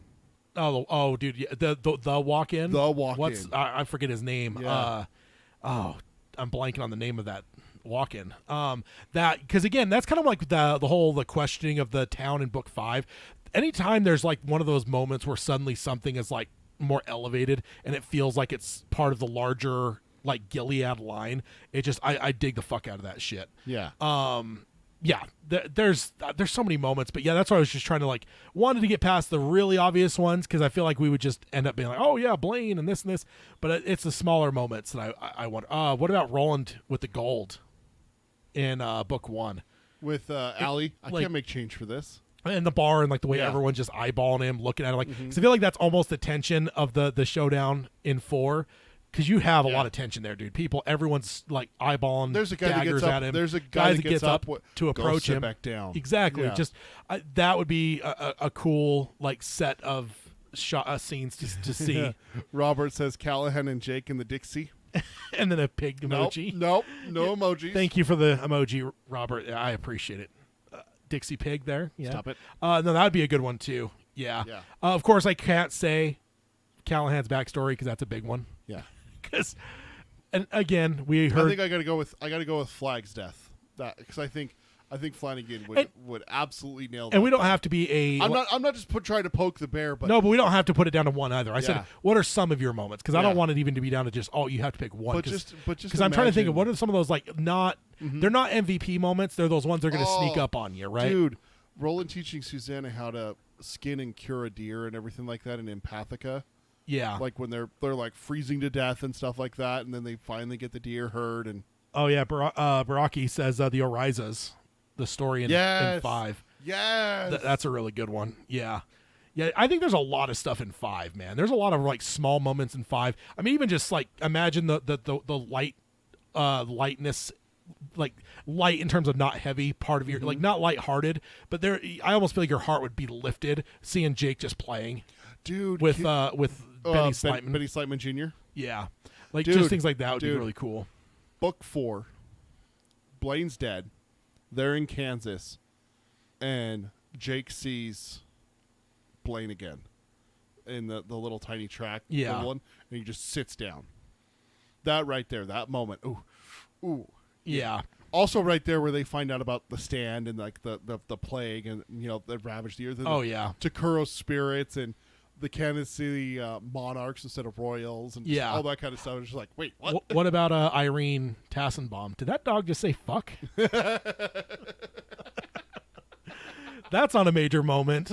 Yeah. Another one, especially if they could portray it on screen, Roland looking at the TV and not being able to perceive it because of his vision. All he just sees is a bunch of dots. Yeah. Because that'd be an old TV. Yeah. Because like now, I mean, even with a newer TV, it's not as like old school, whatever, but like still, it's nothing but a collection of pixels, right? Yeah. So Roland, with his very keen eyes, would probably still not be able to make heads or tails out of it. So Do you want to say Baraki's question or do you want to answer it now? what's that? What scenes would you both wish or hope they would leave out?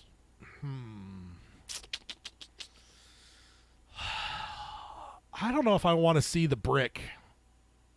Oh, or the subway.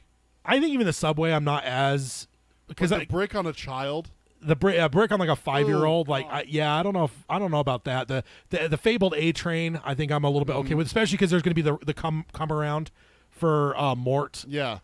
So The brick may be but a little the much. brick, yeah, I think the brick is going to be a big one there for me, just from that element of it being unsettling. Baraki says the Castle of Oz. I like that kind of stuff, man.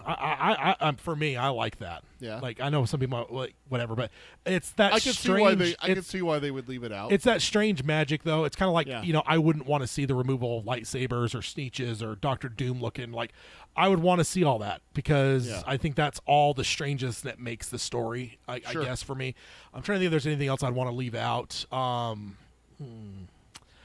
Now, is it a big moment? Sorry to step away from this question for a second. Is it a big moment the first time in Calvin's store, getting the riddle book and the crucial. Charlie the Choo? Absolutely. It's crucial, but is it a big moment? Yes. By big, I mean those moments where if we did a top 10 or top 20, I mean, it probably isn't going to make it. if you did top 10, top 20, you're probably not going to get a lot of the things that we've said are big moments here. The shootout at the gas station wouldn't be on there. Yeah, exactly, and that's what I'm trying to find is like ones that aren't the most immediately and the most obvious, and I think that's where it comes down to. Big in terms of importance on the story, yes, it's going to be that's one of the most important things. But is it really that big of a scene that like we call it a major scene? Like, Sure. I think it is one of those ones where it's like, oh fuck yes, it's this scene. Like versus like, oh my god, Blaine's coming. This is Blaine, it. This it's is almost Blaine, it. it's Blaine. Like, dude, we'd be for if it's a show, we'd be weeks in advance. Where we're like, I cannot wait for the fucking Blaine episode. Yeah. Right. And I just think there's I guess that's a good way to explain it more maybe than the way I have is one of those ones that aren't necessarily like you've circled it on the calendar of like this episode. He's going to like have the confrontation with the wolf. The season finale of this one Yeah. season is called Riddles. Like what that episode is going to be. Or the season finale is coming of the wolves or something like that. Yeah, those big moments that are like everyone fucking knows it. We've all talked about it ad nauseum, even on this show, which it's fine. That's what we do. But I guess I'm just trying to get past that top layer and get down to the ones that are a little bit less obvious. The castle in book 7, where they see the guy, Finley and the three guys that are actually just one guy pretending, and it's rotten flesh and everything like that in the baskets. Yeah. Oh yeah. That's. Dude, is that what you want to leave out? Flanagan would disturb the hell out of me with that one. Oh no, leaving out. Okay. I could do without Mordred's suffering in Empathica. I don't think that it's necessity for him to hate Roland. I think he already is going to hate him. It's going to be kind of wired in and everything like that. You don't like giving him some like. I don't think that a creature like that needs to be sympathetic. I don't think there's any sympathy is need. the right word. Yeah, that's what I was trying. I don't think there's any need for Mordred to be sympathetic. I do because I think that makes it more interesting to me. Because I don't think it does. I feel like it's just more Bond villainy, cartoonish villainy versus like when I actually feel for him a little bit. Because I think that's one of my. Outside of that, Mordred would almost be a write-off character for me. But the fact that he has that is the only thing that makes me like, oh yeah, I kind of appreciate him a little bit. Yeah.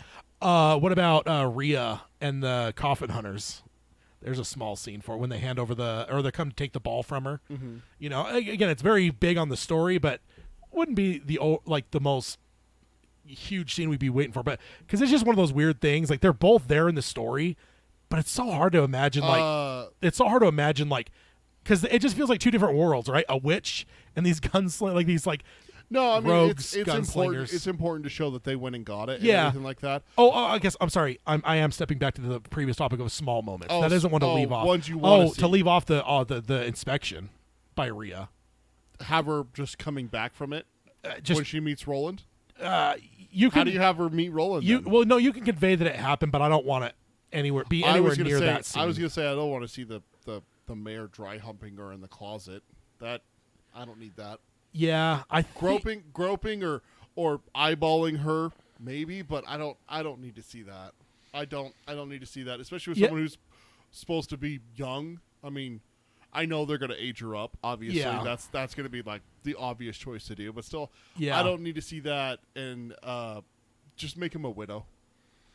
I don't think you can go widow. You've got to make him, because otherwise, then at that point, I guess that's true. That completely flips him from being. Yeah, because he could just marry her instead of having her as his Jilly. Yeah, you're right. Yeah, I think, right. And that's why I'm like a little bit hesitant to agree with you on even just like I know it's not pleasant with sexual assault, but I think you almost can't leave that out because remember he does meet kind of a bad end, so you got to kind of earn that a little bit. Yeah, like.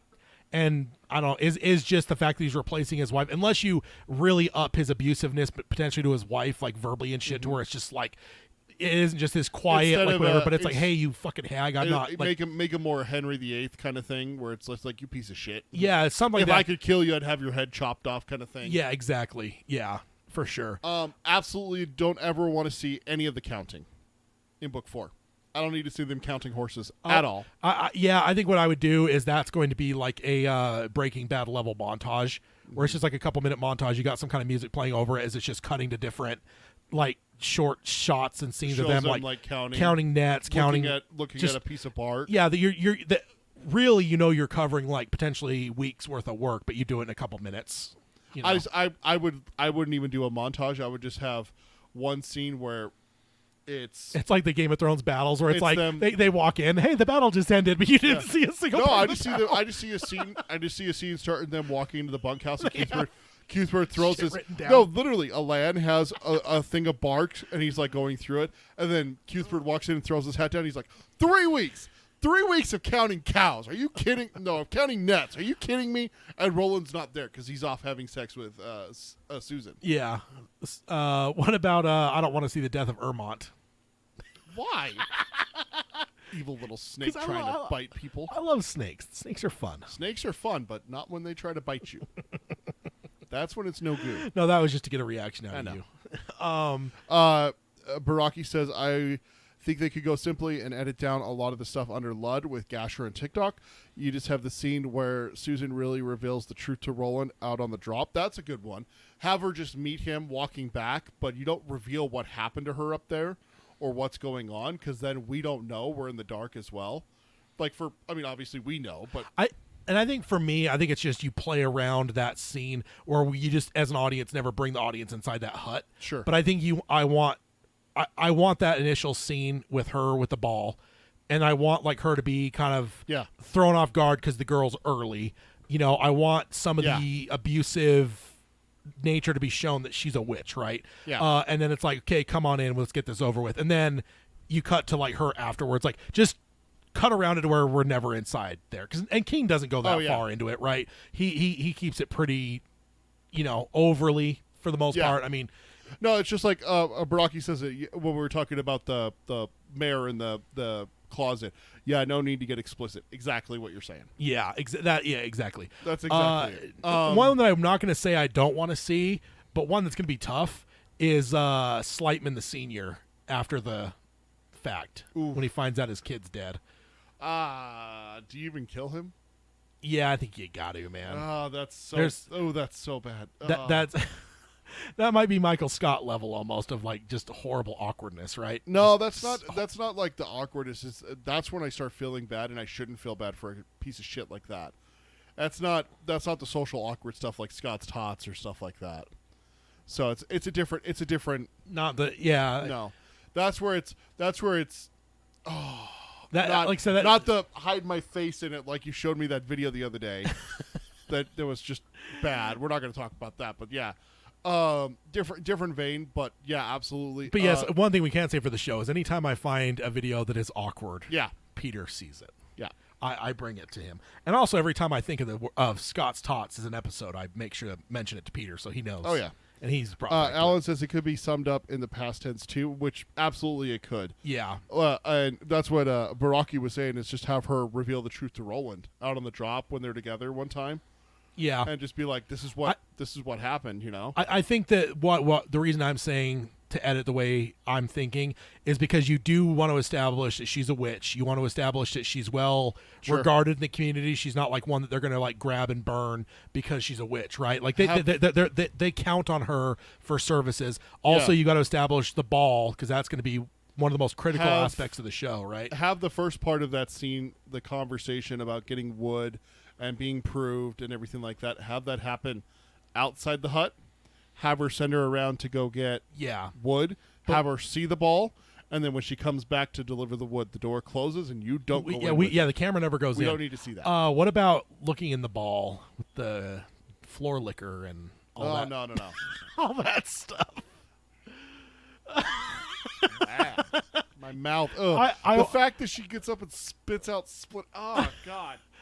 Yes, I want to see that now. Now with your reaction, I want that on screen, man. Because the way you just reacted, I want to see. I want to see that from you. I want to watch it with Hayden. It's got to happen. My tongue hurts now. We got to end the show. My tongue hurts. What, splinters in the tongue? You know, Oh, stop it, Tad. That's perfect for Flanagan. Stop it. That's like the degloving stuff. It's just What if you horrible. gloved a tongue? I don't think you can. I don't think the tongue has skin per se. So Baraki says, "With me, yes, indeed. That is, you got to do it. You got to. But I know it'll be a moment that would not be pleasant. So, and then a Charu tree. Oh, I mean, I know you can't not show that, but my God, is that going to be a tough one? That's probably the toughest thing in the series, right? yeah. Like, we lose other characters, it's hard. But Jake sacrificing himself, I think, is right up there. I think it's one's right above the other one, but it's very close. yeah, Jake, think about how much Jake has gone through. Think about how much people are going to love that kid. Yeah, Watching him grow up, watching him become one of the better members of the quartet. No secrets. Yeah. He calls them But all their I bullshit. think and the everything fact like that he He's is so brave. He is a member of the quartet. That's why I think I hedge towards Susan being worse. Because, like, yes, she's like quartet adjacent, but really in a lot of ways, I don't think she's as in it as the rest of them. So she doesn't deserve that. Not saying that Jake deserves it, but Jake knows he's part of this quartet. There's like an acceptance that he's like.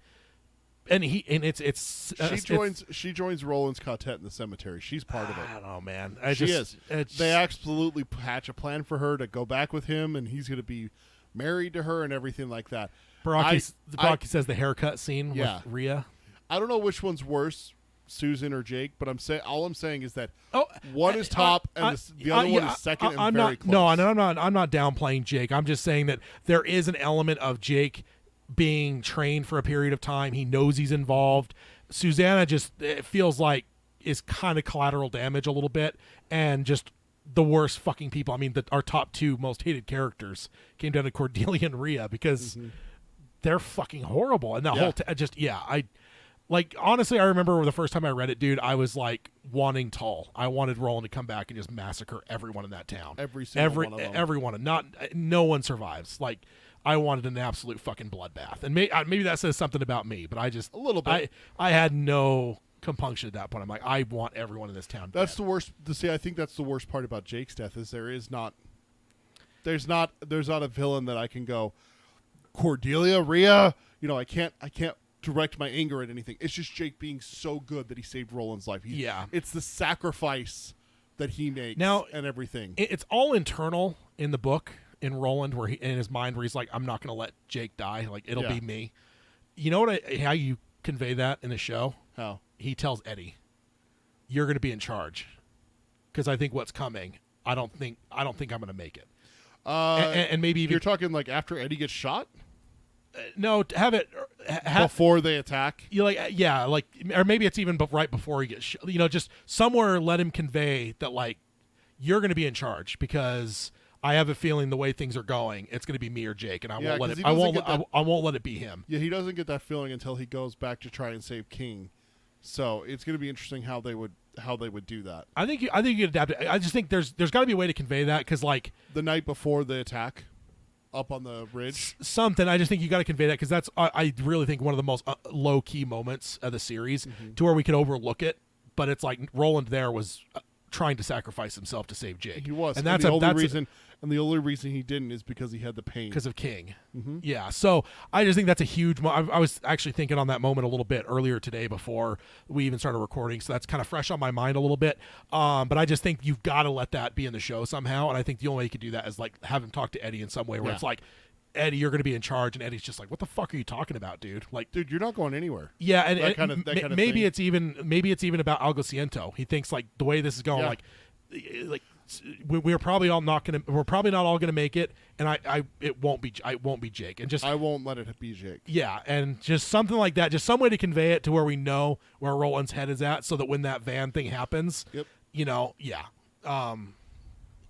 one other one that maybe I wouldn't want to see. I don't like that smile on your face. Is the van driver and the whole post accident thing. Just I want to strangle the guy when he's just all nonchalant and man, it happened. He's just worrying about like getting home, or there's just dumb shit. He's like, dude, you just ran someone over for Christ's sake, dude. Yeah. Like you got to probably have to show some of it, but maybe that would be one that I don't really care to see. Just have Roland walk away into the woods and you hear the sirens coming, and that's it. Yeah, yeah. Especially because I believe that gentleman has passed away, so there may be part of it too where you don't maybe want to make him look too bad. Yeah, because he died. I don't remember how long ago now, but he died. He's dead now, so Yeah. the real guy. Yeah, that's a fun conversation though. It's just one that Yeah. came to mind where I was just like, God, we've always talked about these big moments and stuff, but what are some of the small moments that? stuff? Because again, like I've been watching House of the Dragon, and there's been some people who are like, "Oh, dude, I've been, I love that we finally saw this. It's just this really cool, subtle moment. Yeah. And it's cool to see it on screen and stuff." So, Roland teaching Jake to make a fire. oh yeah, with the In book 3, song like or- after and everything, the rhyme and everything. Yeah. yeah, the rhyme. That's Yeah. a good subtle moment for Yeah. sure, for sure. Now the rose is probably a big moment. That is. But I don't think we've ever mentioned it before, Mhm. but I would love to see how that's conveyed on screen, man. Because the field of roses just, and everything. No, the rose. Like, no, just, I know, but you look into the rose but and like- remember you see the But field like of the roses. the voices, just Yeah. everything involved, the way that everything, it's just that I can't wait to see how Yeah. that would look on screen because I'm sure it will be great. So, Yeah. yeah, that was my Palaver question. That's good. I don't know, just fun stuff, and hopefully just putting it out in the universe again, up to Gan or Flag or whoever. Flanagan. That The Flanagan's, legend Flanagan. that Flanagan's Dark Tower series that sounds like he's working on in some way. He's pushing. He's pushing. That comes to something because we all want it. He's pushing that boulder up the hill. He's trying. Yeah, and I don't know if I trust Netflix, man. They keep canceling shit. Is it better to have 2 seasons of Flanagan's Tower than none? Yeah, I'll take it if it was one season, man. I'll take it. I'll just take like the freaking pilot, like Yeah. just like the Amazon one. If I could just see that, Yeah. great. But yeah, that's it. That's all I got for this episode. Okay. Let's go ahead and hit the outro stuff. Unfortunately, we didn't have any emails. I actually should have played this too. We covered some Shining stuff. Sure I did. forgot to push my Shining button. And then, of course, haven't had him Yeah. chime in at all. We talked so. about him quite a bit, the hero of the story. Okay, so closing out, if you guys want to subscribe to us, you can do that on any podcasting service of your choice. You can stream us on Spotify or Stitcher. You can join us for the live streams at youtube.com/darktowerpalaver. Go ahead and hit the like, subscribe, and ring the bell on YouTube so you know when we're going live and any videos we may post for like the reaction to trailers and such. trailer reactions and stuff. Yeah. Like Mr. Harrigan's phone is our Mr. most Harrigan. recent one. Yep, indeed. And if you want to find the show notes, go over to darktowerpalaver.com. We'll have all the links to all the articles we covered in this episode. If you want to become a patron and support the show, you can do that at patreon.com/darktowerpalaver. With that, you can be involved in our Discord server, which is a fun way to tweak Peter all the time, not just once every fortnight. As well as you'll have our monthly hangouts. Like I said, on a day before our next episode, so a fortnight minus a day from today, we will be. That's the way people used to talk in the old days, right? Sure, Where they'd like say like a month minus a day or whatever. It's antiquated, but it works.